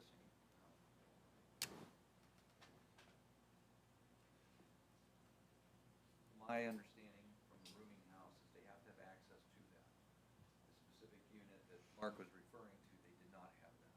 Okay. Now, I'm going back to when we inspected that, I would have to look at the inspection record to see if it was called out, or if that was an area that just got turned into a rental, and we didn't inspect it as such. I'd have to look at our notes to see. So you think we should have some clarification on Yeah, what is it's, a kitchen? to me, a dwelling unit, I think a lot of times we assume like we're gonna write code and it's gonna be ironclad. And you can see by the things I've just read tonight that there's a lot of gray area. I think when it comes to something like this, I think if somebody wants to rent out and it's zoned correctly, don't they have to get a certificate of occupancy for each unit? Not necessarily. Well, I think that's where maybe we want to start, because that would be the process where we would inspect before it became, if it was new, before it became a rental unit, and then the judgment would be, is this a dwelling unit? And if not, and by the way, I have some experience. My mom tried to turn, part of our home into an apartment, and she kept getting, she had to put in a new, this, and it had to be, so they were very specific about what she had to do, and she eventually followed the rules. But I think that should be the way it should be done, that it gets approval if it meets certain standards. So if you just walked in there and saw a hot plate and a bucket, that's not a kitchen and a bathroom, right? And, that's an extreme example, but I mean, that's kind of what I'm thinking. New proposals that would come to planning commission as conditionally permitted, planning commission has the ability to place conditions as they Right. see fit. So one of them could be mandatory rental inspection. Right. That with permission, they cannot opt out of that. Currently, landlords can opt out of the rental inspections legally. And then But we can space change that, requirements, right? we cannot change that unless it's a new proposal. The planning commission can place conditions as they see fit. In that case, they could. But the existing rental properties, we cannot change them. It was challenged, it's a violation of the Fourth Amendment of the Constitution. Yeah, and as far as I can tell, duplexes and multifamily units are always conditionally approved, I think, in any district. So that would be, Absolutely. that would accomplish exactly what I'm talking about. Well, the most important thing for me tonight is to move this OHFA metric forward at least, because as somebody who sat on planning commission for a while, it is helpful to have something that is done, it's delineated by bedroom. Because I think when you're looking at an overall square footage, it's hard to imagine, and maybe people don't know to ask the right questions, like, are we including closet space in that? How much of that is living space versus bathrooms versus kitchen or whatnot? And so I think this is just a very easy to interpret. And again, I really think incentivizing maybe different types of investors, by adopting the OHFA, it leaves those people eligible to get the low-income housing tax credits, to be able to do that, because that's the formula that works with that. So I do think it makes it easier for planning commission to make decisions based on that. I would hate to be on planning commission and think that I was approving a unit and it was gonna be one person living there, and find out that they crammed a family of 5 people in a small space like this. And the way that we have things written now, that's a possibility. And I think that this is going to be, again, it's something that's going to protect quality of life. And again, it doesn't go backwards. I can't fix that, but we can fix it going forward. Cheryl has a question. Not a question, sorry. Cheryl Wood, 1083 Susan Road. Talking about OFA tax credits, you're talking about zoning changes, different things of that nature. I'm going to go back to something that I pushed for several years while I sat in your same seat. We have the new comprehensive plan. The comprehensive plan was done in order to review and redo our zoning codes. This is a perfect time to me because it looks like there are a lot of things that are spot changing or requests that are spot changing in the zoning. Spot zoning changes are hazardous to a community. You don't want to do spot zoning. Halt anything development-wise that you're looking at and get the zoning review done from start to finish. It's worth it to take the time to do it and do it right. Going back to the tax credits, I'm a big fan of OHFA, Ohio Housing Finance Agency tax credit programs. I worked on them for years. Great programs for developers to be able to do large multifamily complexes. Small single-family homes, duplexes, anything 1 to 4 units is not going to be anything that's going to get a tax credit. Just isn't. It's not large enough. And there's a lot of percentages and numbers that go into the required matches for the tax credit projects, including historic tax credits. But again, I am in favor of restrictions put on the multifamily, the amount of square footage. There is verbiage that can describe what a kitchen actually is, as well as even in the housing world, there are half bathrooms and full bathrooms, and there are specifics on what requirements are there to meet those standards. So I'm a phone call away. Feel free to reach out because there are a lot of things that the OFA standards and other standards can help with writing that. But start from the beginning, redo the zoning code entirely. Don't do spot zoning. Don't catch yourself up in a loop going after one project at a time. Just look at the overall picture. Imagine if something unfortunate happened to our city and it was wiped out. How would we want to see it in the future? How do we want to see it rebuilt? What would we change for that future? Build Ravenna the right way for the future. Thank you. Well, thank you. And this is why I wanted this OHFA to be applied to all the different residential, even if they're not technically in the city. They're at least on the list, R1 and R6. We have it listed, but we don't actually have it. True. But who knows? The city could change. Hopefully it doesn't get all wiped out, but we're starting over. So what do you think, Amy? We lost a member here about at least moving this portion forward, and I would like to delve a little deeper into the kitchen issue. I'm okay moving it forward. So my question is going to be the same as last month. We have 2 weeks between now and the committee of the whole.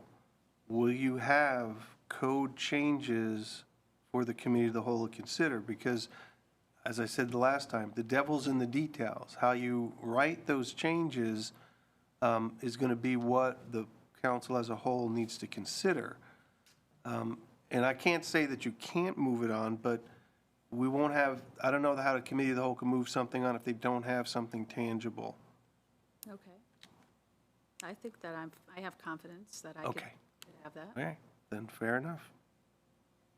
Then it's moved on, right? Okay, all right. All right, Design Review Commission. Going back to the DRC things, most of this is actually, some of the suggestions are little grammatical fixes. And I realize I'm probably the only one with this in front of me. Do we have a copy of that? this, no, we actually had to have Chelsea print one out. So 1434.03, Section C says vacancies shall be filled within 60 days for the remainder of any unexpired terms in the same manner as the original appointments. That's kind of confusing, and there's a lot going on in that sentence. So the suggestion is to put a period after 60 days. Vacancies shall be filled within 60 days, period. Ugh. Spam risk, they love to call me. So leaving a period there gives clear instruction. Taking out the word for, capitalizing the T and the remainder of any unexpired terms, and then filling in shall be filled in the same manner as the original appointments. I can give you this to look at. The mayor shall only appoint individuals who live or own property in the city of Ravenna as follows. So it's that section.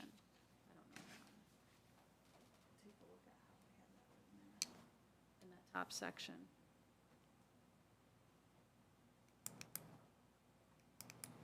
It's going to take me more than a minute Okay. to look at it and Okay, understand I'm it. sorry. I mean, it doesn't need to be done immediately. Okay. We'll get this out to everybody. The other one is section 4. That's again, that's gonna be still section C, part 4 of 1434.03. Ravenna resident, there's gonna be 2, the mayor shall appoint, and because it's plural, we didn't pluralize it, we just put shall appoint a member, and we should cross out the A and pluralize member to members who can demonstrate an interest in historic preservation. And then in the following section, the mayor shall appoint, it says a total of 2 members, and we could take out a total of and just put 2 members because a total of 2 is redundant. The next suggestion, well, actually, this is kind of the meat of what I wanted to talk about. So, looking at Ohio best practices for architectural review boards or design review commission, they actually encourage business owners to be on these boards. However, what the Ohio Ethics Commission recommends as far as recusing yourself from a conflict of interest, this is where we do fall a little bit short. Because it says in Part N, no member of the commission shall vote on any question before the commission in which he or she has a personal or pecuniary interest. That's it. So what the Ohio Revised Code says, and I know that Chelsea emailed the guidelines that the Ethics Commission has. The Ethics Commission actually, what we're leaving ourselves open to is that if somebody does have a conflict of interest, according to this, they can still participate in reviews, discussions, and any of those things. So what they recommend, and I'm sorry, I'll have to write this, is that we also include that there be, the commission member with the conflict shall refrain from voting, discussing, reviewing, recommending, inspecting, investigating, or taking any other action on the matter of which they have a personal or pecuniary interest. So it's just adding all those other items so that if there is a conflict of interest, at least we have it explicitly spelled out that it's not just the vote that they have to recuse themselves from, but all of the discussion leading up to it. So that's actually a recommendation from the Ohio Ethics Commission. So I would just be asking that council would consider basically incorporating the Ohio Ethics Commission recommendation into the design review guidelines and not just leave it at vote and that's it. And if we're gonna be redoing this on my next committee meeting, because everybody doesn't have a copy of this, Well, I mean, you've got some changes? well, there's just one more. No. Well, that was one. No, it sounds like you're ready to bring that to the committee of the whole. That one, that particular one, yes, but I don't know if everybody feels comfortable changing where the grammar fixes are without looking at it. Yeah, but that's something that can be done between now and committee of the whole. Yes, that's true. And then the last one would be section 1434.04 under certificates of approval. This is something that was inadvertently left out the last time. It reads, "The commission shall be obligated to meet up to 2 times to consider an application if the applicant wishes, and the commission shall meet at no longer than 2-week intervals." Actually, I have this note here, it's address if they don't. So it doesn't address what happens if the commission doesn't meet, if they don't have a quorum. So there just needs to be some language there to protect the applicants should the commission not be able to convene a meeting. What, This, a little bit is like deja vu all over is. again. It it is. is, Because several of these issues were issues that were discussed when we updated these rules just a few months ago. And I know that you weren't on the council at that time when those all went through. It kind of was the very tail end of it. Okay. Was the first thing. Oh, your that- first that- meeting, yeah. That I had to, Yeah. try to get through, and so a lot of. So it you was just trying approved to of play all of catch up. those at that So time? it was more or less trying to play catch-up, because I know that Cheryl had, I think, what was it, 5 years? Of trying to catch up on all of that, plus make any recommendations. So it was a lot for me at the time. And I do think mostly I think that we did what we needed to do with that, outside of the few little grammatical fixes. But the big thing is that kind of came to light when I was thinking about some conflict with some of the business that we had in the historic downtown. And it was learning for me, because it does say that Ohio Best Practices says that there should be business owners on that. But then I also saw that the recommendation from the Ohio Ethics Commission provides a lot more guidance when it comes to a conflict of interest than what we presently have written here, which is something I would have never even have thought to look into, to be honest with you, when I first The saw this. conflict of interest document that you shared with us Yes. is 28 pages long, and that section that you're referring to might be good if it could be called out to us Okay. to look at that. It's, You don't have to do it right now. Okay. I'm just saying, I'd like to it's look a at list that. of bullet pointed things. Yeah. But yeah, please do. I'd like to look at that before the discussion takes place on that issue. Okay. I'm more interested in that last item. I'm not sure what you're suggesting should be changed with the 2 meetings, 2 weeks, that kind of thing. So I guess what happens if they don't meet? Well, they have to. It says they have to meet.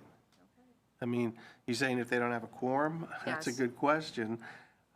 But here's the Only ironic because thing. that has been, that's happened now. Here's the ironic thing, because when it was first proposed, and I see Mr. Lasalonius has his hand up, and maybe he's got the same comment I did, is that we put in a 30-day limit, and then people on council wanted to take that out. I think that would have accomplished what you're talking about. Ms., oh, Mr. well, it's your Selenius? committee. You're right, it was the 30-day limit, but I think it was inadvertently left out. I don't think. No, no, council we discussed that thoroughly. We took the 30-day thing out. I remember specifically. actually- I did not remember it that way. Yeah, I feel like. I'm I- trying to forget it. I know, but The I way feel I like I- remember it is it was left out of the final proposal you were given. I'm the one who, I supported the 30 Yeah. days. I remembered, so I I feel kind like of at the time we reluctantly. I didn't really think of a outcome where there wouldn't be a quorum and they wouldn't be able to have meetings. So Well- then you're, in essence, you're correct. The 30-day expiration would have eliminated that even being a possibility.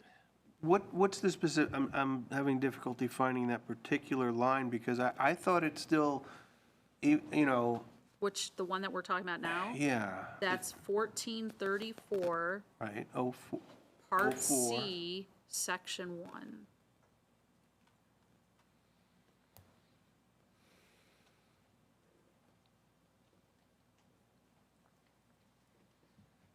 Well, yeah, I mean, they're obligated to meet up to 2 times. If they don't meet, if they only meet once, that's it. And no longer than 2-week intervals. I think it's still, if you're saying they never meet, No. then they're not doing their job. I don't know what to say. But the question is, when do people have the right to appeal to council? Well, that's after 2 denials, It or was said this. After 2 meetings, Right. and the statement you wrote said, or 30 days after the first meeting.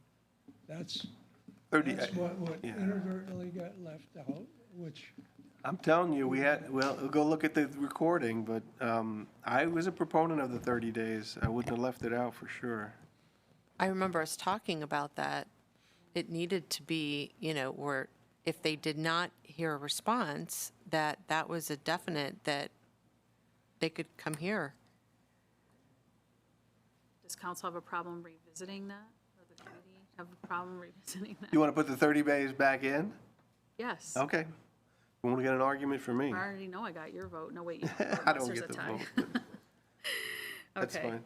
But for that, because now that this, it takes care of that contingency.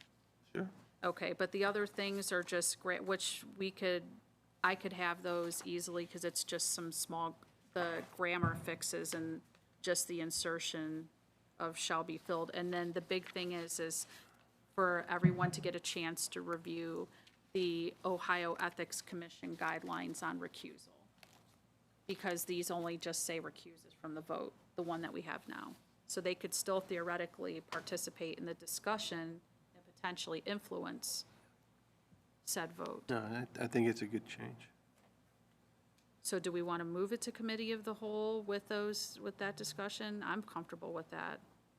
I'm fine with it, absolutely. All right, so that is moving on to committee of the whole. Management update. Is there a management update? Not now. We are There now, probably will be eventually with. oh, there will be eventually? With what we were just talking about.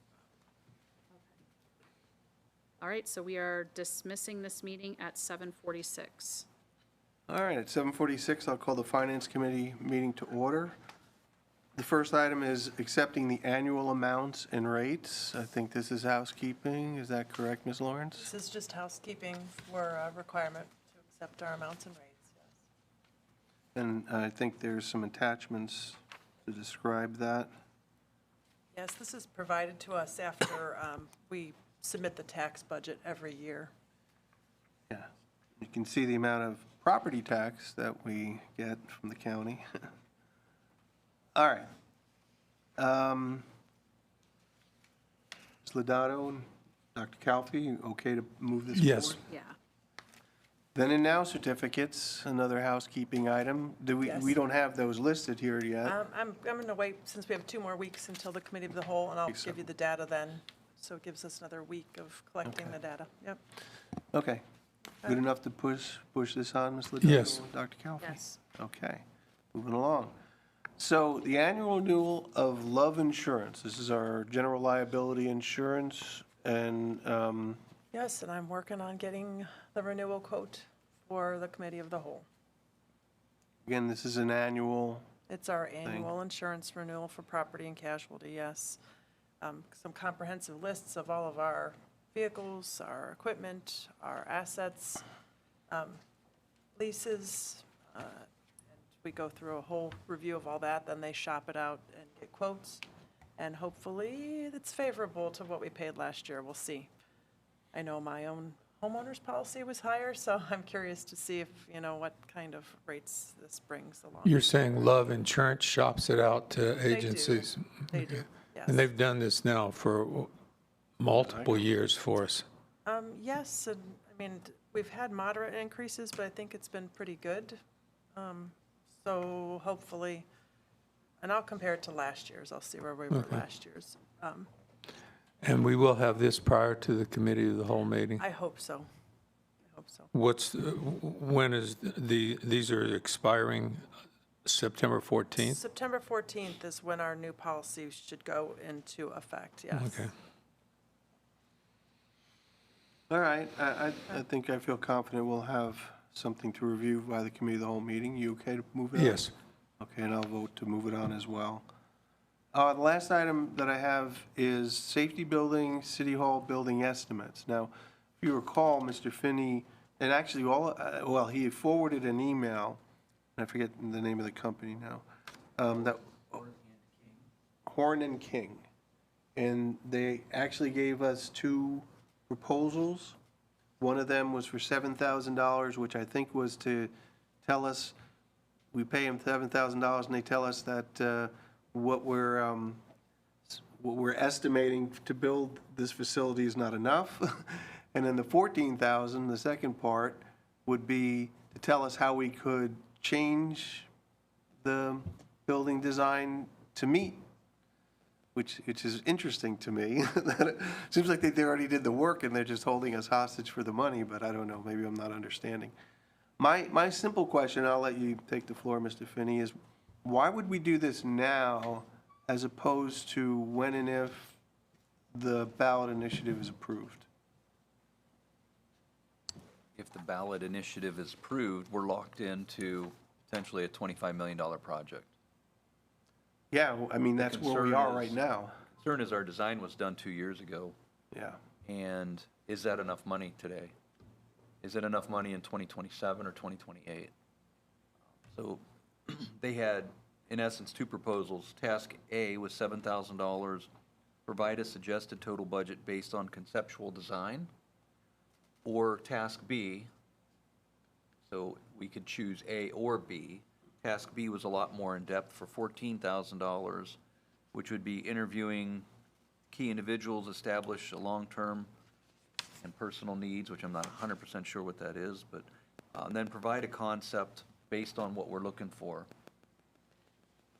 They would suggest refinements to get what we are looking for, and then provide a budget, and obviously present it to council for the November ballot. Well, but, I mean, the horse is out of the barn. I mean, we've already approved what's going to be on the ballot. We have no ability to change that at this point.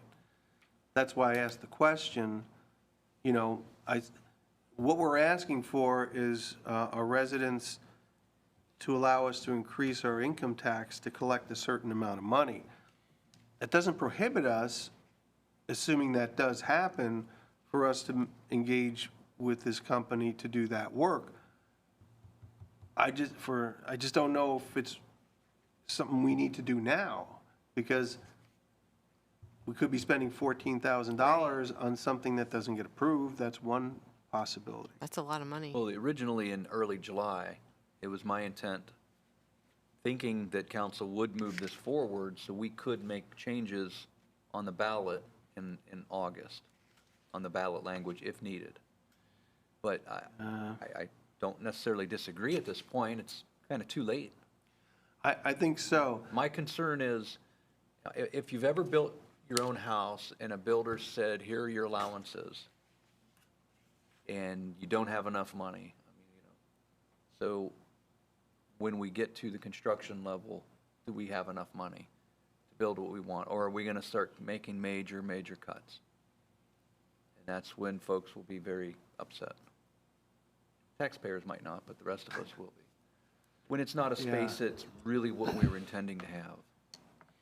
I mean, and it certainly, you know, as we know, costs for things go up, so it's not without consideration that we could have done this. I think the problem I see is we had the election in May, and we had such a short turnaround time.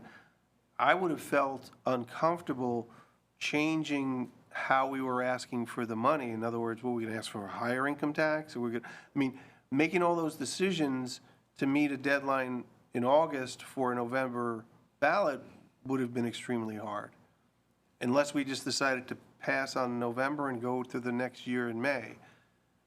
But we had the committee meeting, and the committee decided to move on what we had for November, and then council agreed. So again, I just don't know that, I just don't know if now is the time to engage with this company. And if it passes in November, I think we could still get value out of this, don't you? That they could cater what our buildings look like based upon how much money, and there might be other ways of financially supporting this internally without relying solely on, bonds that. So the reality is, if this passes in November, we're going to spend the money that we have budgeted. And we're going to end up making major cuts to fit that budget, or we're going to have to find more money to supplement. So I would say at that point, we wouldn't bother with this company. It's my desire that this company ends up being our full designer, because this is what the company does. They design municipal buildings.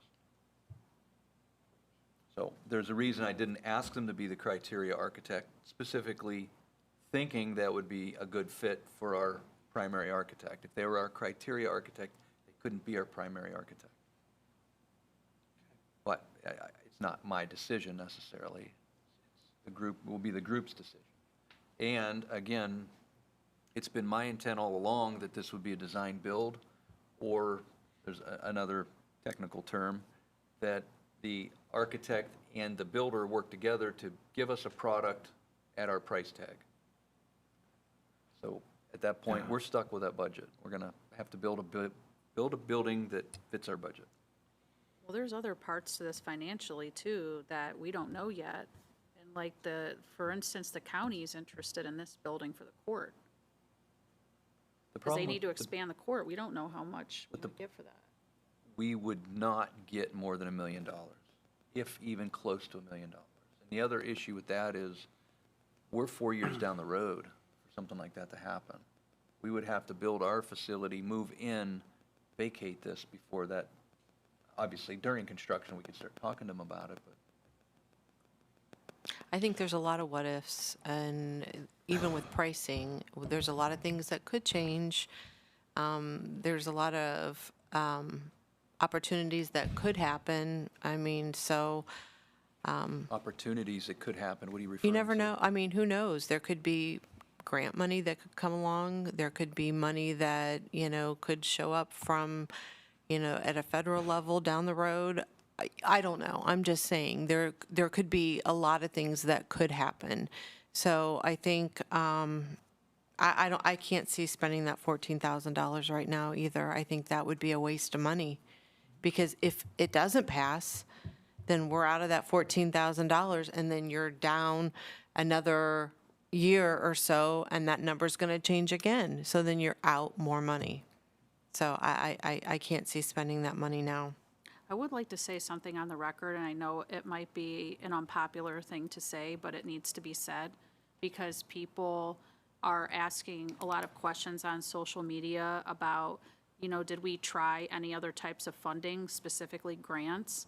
And I would like to let people know, as we are headed into election season, that we had two people, David Joyce and Heidi Workman, that we applied, or Mr. Finney Yeah. applied for grants for this project, and we were denied for every single penny of it.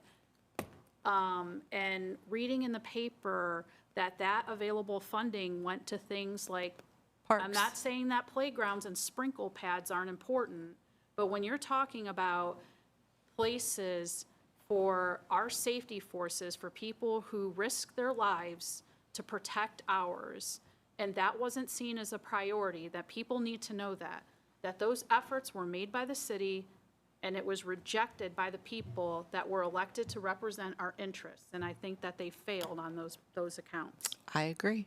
We used to get a lot of funding for such things, and for whatever reason, Ravenna, being the county seat, mind you, we got nothing.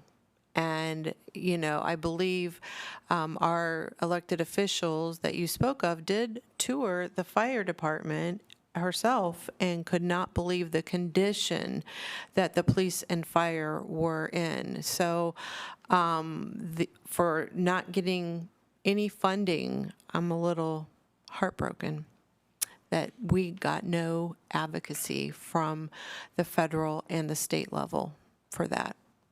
But people need to know that those efforts were in fact made. Yeah, it's all public record. Look it up.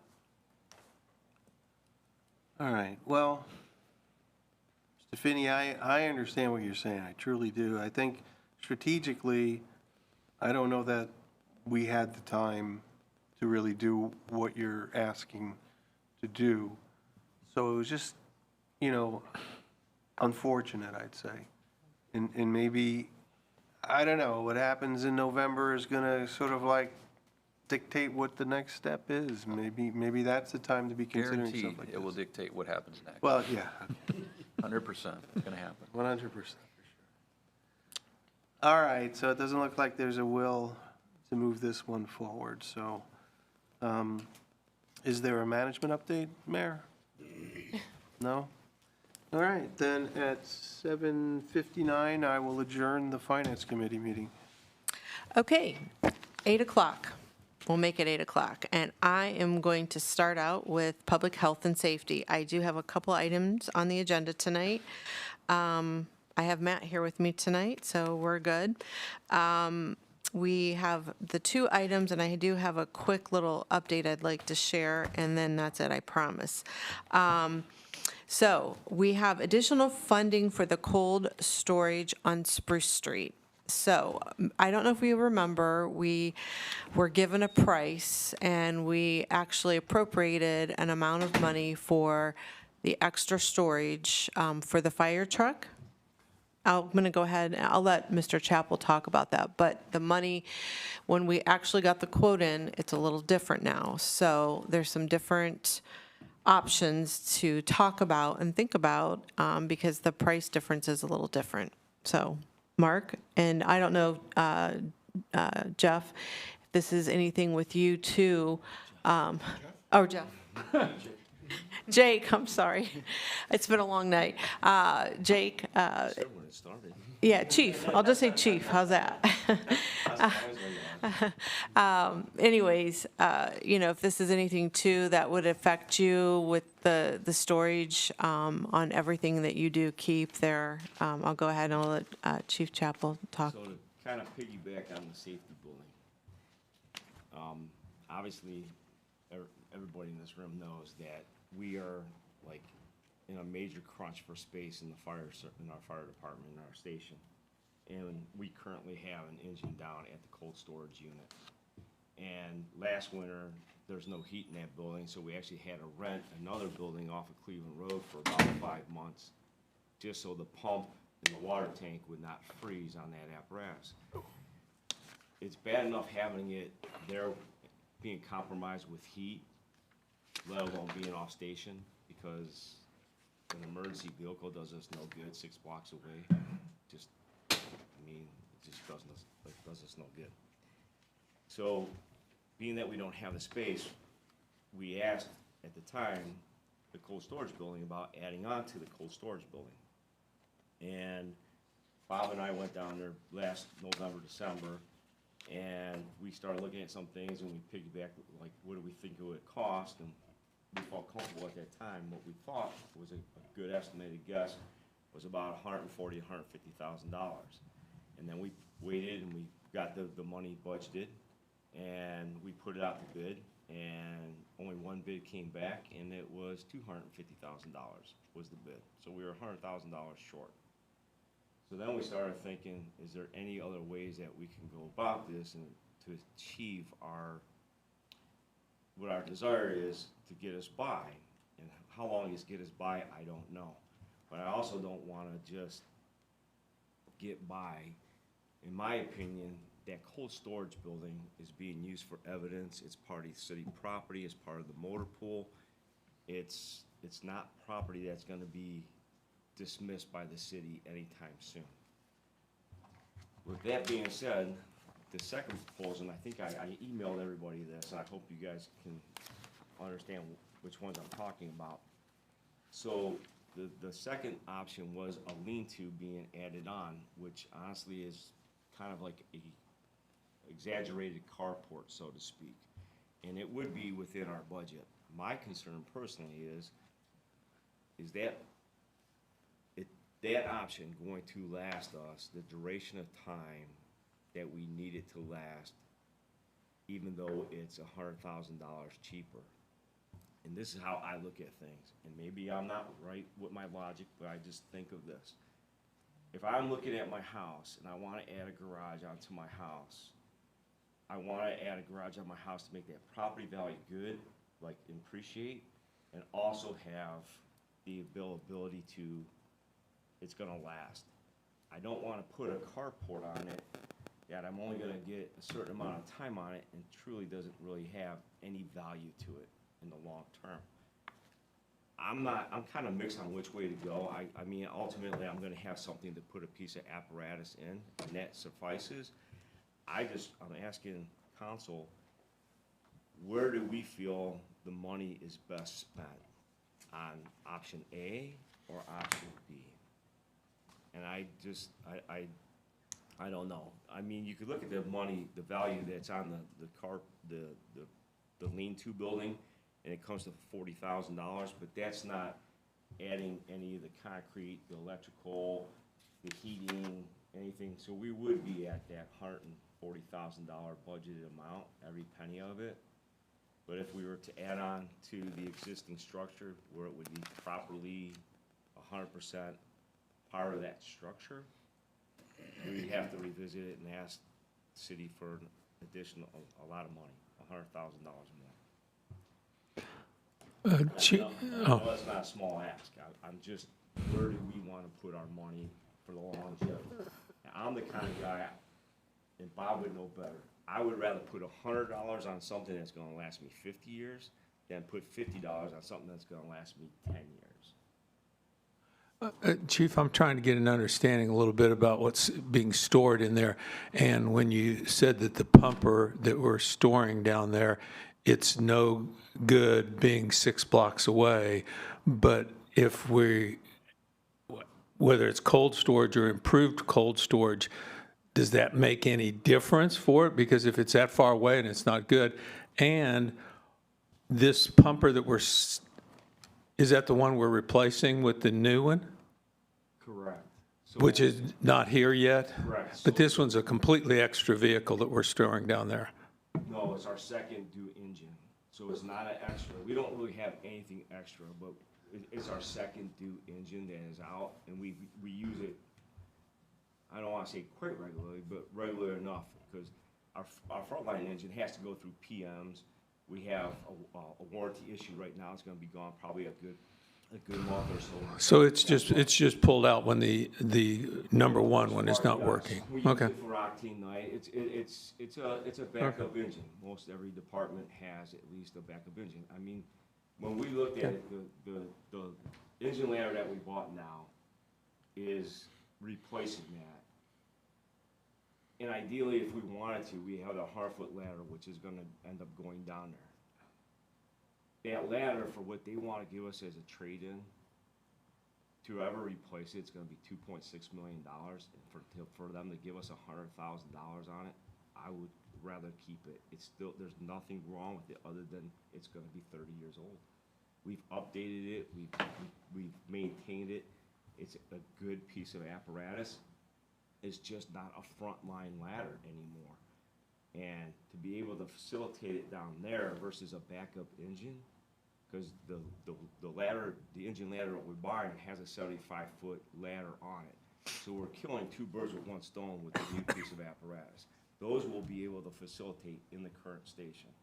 But something has to go down to the cold storage building or to another off-site facility to keep it housed. We don't have the room for it. And we knew this, and that was something that this was going to address. How did it come in so much higher than we thought from originally when we budgeted? Was that, do we know why it was such an increase of $100,000? I don't really know. Maybe Bob has a good idea. And that's a big I increase. think the project itself was kind of complicated, and they bid it up higher because of it being Sumner County, it's a bowstring roof. We had one bid, which was Hummel Construction, and when I spoke to Marty, he said these were his prices. This is how it came up. He didn't anticipate it. He's being not this there high, anymore. but He is not there anymore, you're right. We So. would probably have to rebid it. I was going to say, you'd probably have to rebid it to see if anyone else would bid, I would think, before you'd go even with these prices, because things have changed there. Our pinch Which is. could be worse, could be better. They might not even bid it. Right, our pinch is our timeline. We're supposed to receive our new engine maybe even as early as Christmas, no later than Valentine's Day. Well, that's what, I mean, I don't know how we could use a bid from somebody who's not even there anymore. So you're going with that bid, and that person's not even there any longer. So does that make that bid any good? No, I think what we're looking at is not necessarily saying we're gonna go with that bid, but are we willing to even think about spending that kind of money where we could put it out to bid? Because if we're not even open-minded to say we're willing to spend $250,000 on adding on to that structure, then obviously this is something that we're gonna have to go with Plan B and just move on.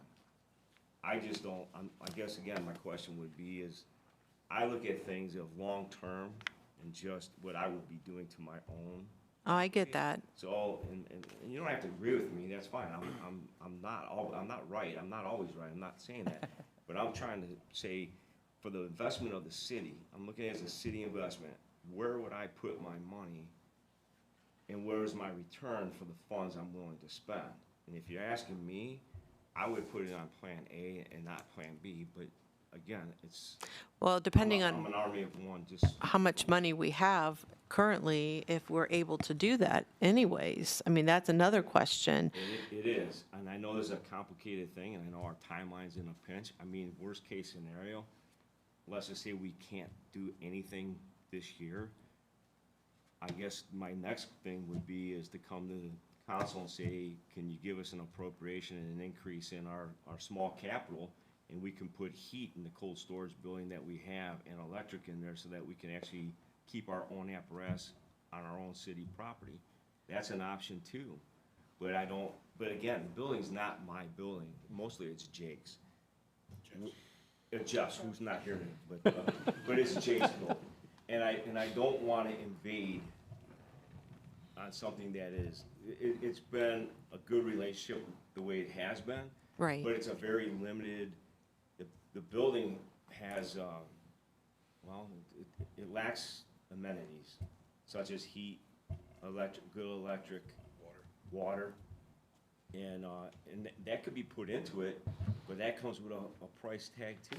Yeah, because how much are you actually in that building time-wise to keep it? I mean, it is. We're in it quite often because we go down there for our apparatus and all of our spare stuff that we can't facilitate in our department and our station is there. And I believe you guys are there. They're there pretty much every day. But length and time in there, I mean, as far as, like, does your stuff get ruined because of the temperature in there? Is where it needs regulated, Jake? Our stuff doesn't get ruined, but we do, that's where we store our evidence. If Right. we have a pursuit or any kind of vehicle involved, and that's why it's difficult.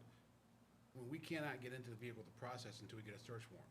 We have to back it straight into that building, and the only way to get a wrecker into that building is straight on, and then that ends up blocking the fire truck, which is parked in the back corner.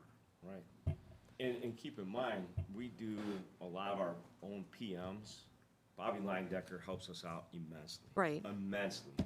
But there's a lot of things that he's too busy. So Ryan Hall and Captain Ryan Hall and Brad Reisnick, Brad works on those pumps of those trucks. He's a certified mechanic on pumps.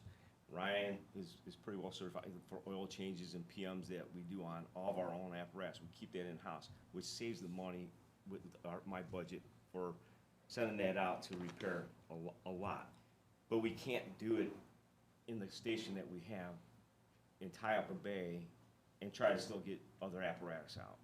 So trying to add on or take over a portion of that building now gives us the room to be able to work on things in an environment that we're not always begging Bobby to help us out, or we have to pull everything out of our own station just to do a simple oil change.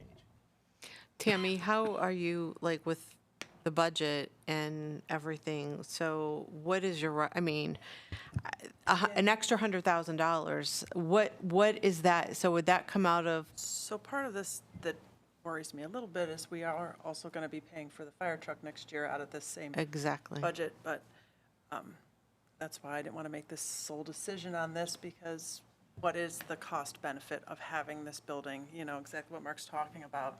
I'm not one who can tell you, I don't want to make the sole decision. No, on I what it's- understand. What it is, you know, how it's benefiting the city as a whole. I wanted some input from everybody else on that part of it. And I'm not opposed of this scratching this whole thing if we can work something out where we can actually, without killing either one of our small capital budgets, those monies are already pretty much appropriated to other things.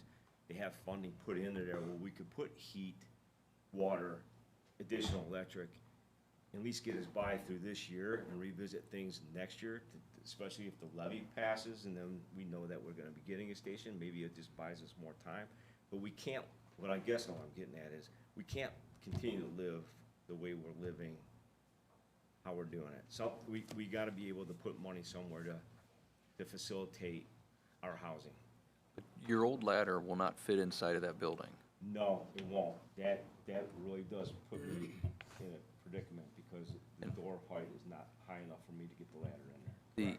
The steel structure, I have no reason to believe that it would not last 40 or 50 years, especially if it's heated. It might even go longer, because then it would dry itself out with heat.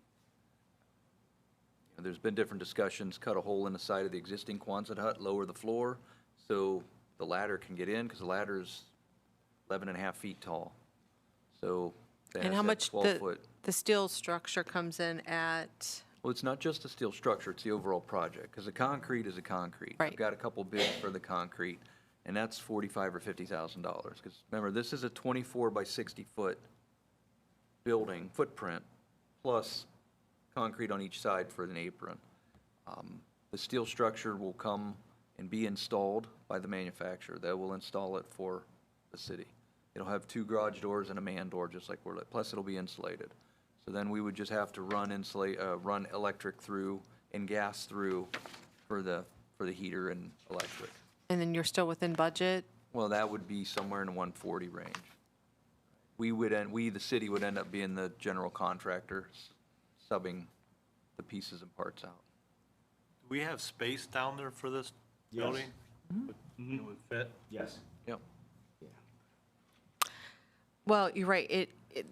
What they have there now is not going to fit what is needed, and it's just going to be an ongoing issue. And I do feel that if a new city hall is built, a new fire department is built, this structure also can be used for street department, multiple things. Well, there would be no reason to get rid of Spruce Motor. No, absolutely. Police department. And Police department, yeah. I knew you will. Put it this way, no matter which way we go, it's not gonna go to waste by no Yeah. means. I'm okay with what's budgeted in the steel structure, honestly. I think that's the most logical thing to do. I'm not comfortable with an extra $100,000 right now. I don't think that that's a good use of funds right now, with everything going on and the possibility of a new fire department, and especially with the new truck that Tammy just shared as well. I mean, we have a lot of things going on. I don't want to put us in a financial strain, and that's my thought. Can we move forward with, even though it's budgeted, to approve those appropriations so we can move this project on? Because the project's gonna be about a 7 to 8 week project, Right, and I really would like to have it completed. before winter, Well, Suffolk's right. been doing a phenomenal job on our engine ladder, and they've already knocked almost 3 months off of our delivery date time, and it wouldn't surprise me if they dropped another, at least a month and a half off, and we got it even earlier, which would put us like Christmas time. So do you want us to move it on with an emergency clause? I would love you to do that. Okay. I have to ask Matt, are you okay with moving what we have currently already budgeted forward with an emergency clause? Yeah, but just so I'm clear, it's for the new steel structure.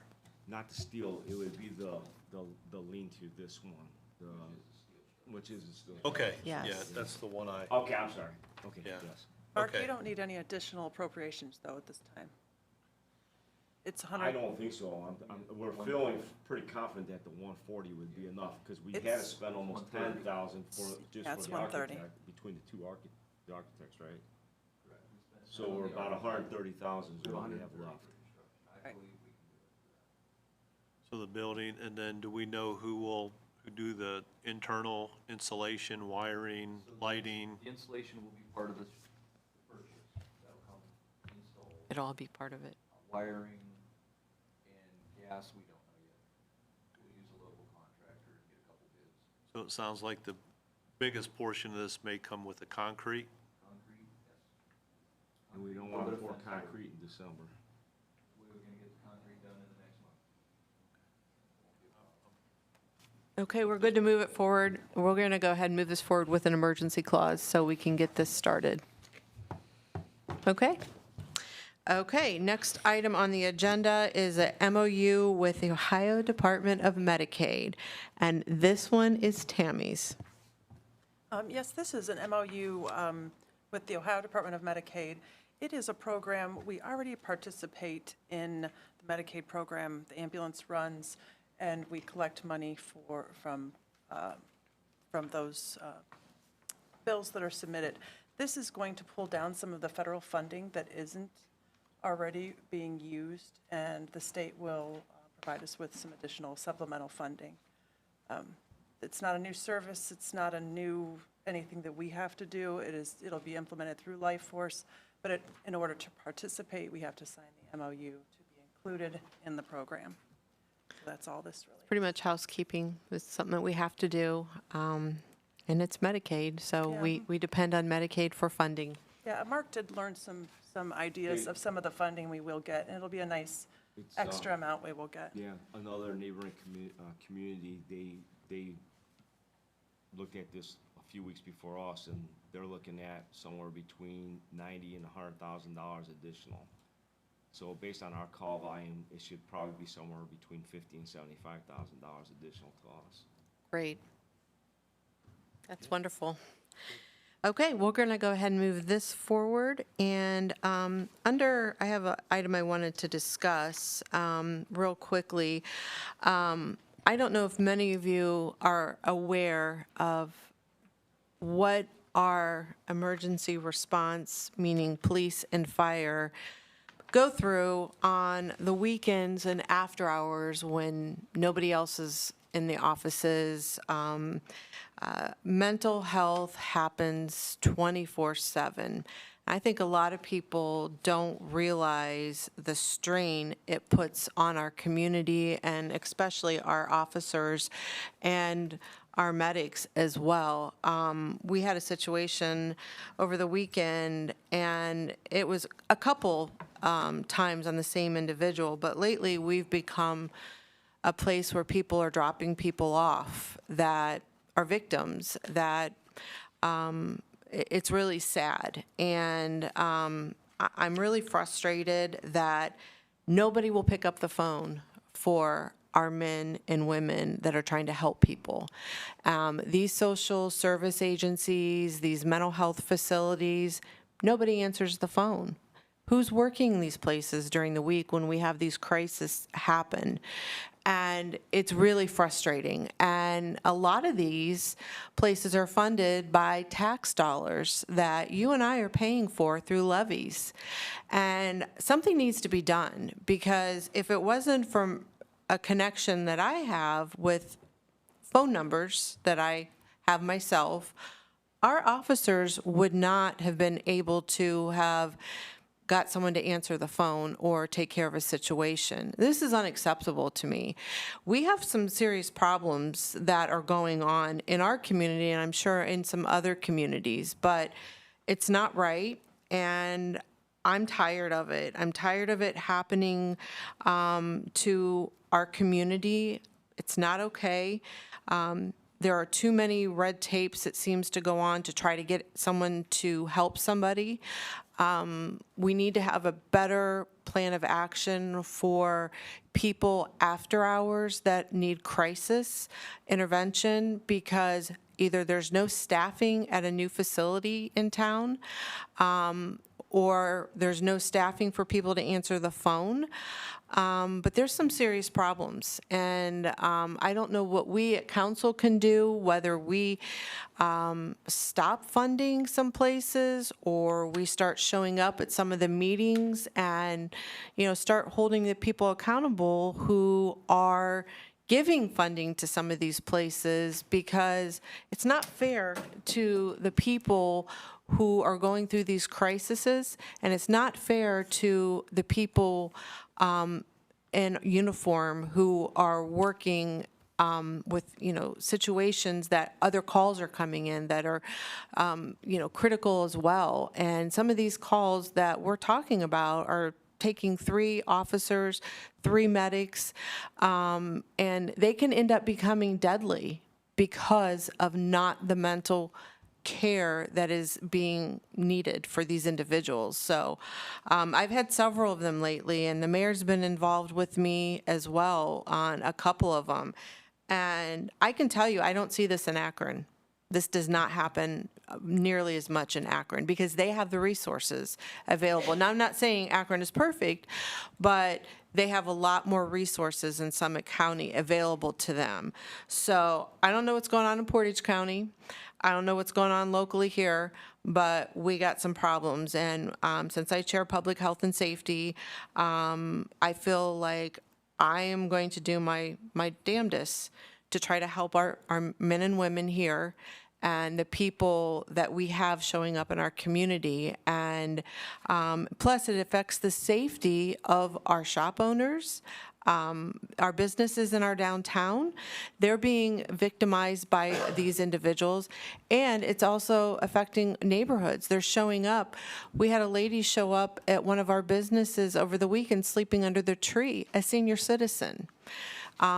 It's a lot. So I don't know if everybody's aware of some of these things, but we're going to all need to work together on getting support and making some of these people be held accountable for the funding and getting the help that we deserve. So I don't know if Chief, if there's anything anybody wants to say or share on what you guys deal with. I think you covered it pretty well.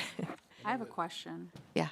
Could you let us know when these meetings are, that it would be helpful if we showed up in numbers? Sure. Unfortunately, the mental health board is on Monday nights, and one was tonight. But maybe if we draft a letter or something to the mental health board and let them know that what is going on in our community. I know the mayor wants to hold a meeting with some of the heads available, but it's becoming unacceptable. And especially when some of the millions of dollars are going through some of these agencies, and some of the rental properties that we're dealing with that are housing, and they're supposed to be taking care of with case management, some of these individuals, and it's terrifying. So I know if that was my loved one, I would be really upset that they're being victimized by some of the things that are going on. So we've got some problems here, and it's not going to be an easy fix, but we've got to take control of this, or it's only going to get worse. So, any management update after that? No, just to follow up on what you're talking about, we're spending a lot of time dealing with this situation. I mean, it's almost daily. With that. Especially the weekends and evenings, it's And constant. The answer that they give is, I can't do it. We cannot accept that because we will be dumped on constantly. We're paying for the one that is having an open house, and they're just getting started. We can run them a little bit of slack, but they need to answer the phone when we call. There's a reason that we're calling for. We don't do stuff willy-nilly with this, but it's, and just when you think they're making headway, another crew shows up that we know nothing about with this. So, but we're actively pursuing. Okay, at 8:30, I'm going to end public health and safety. Good night, everyone.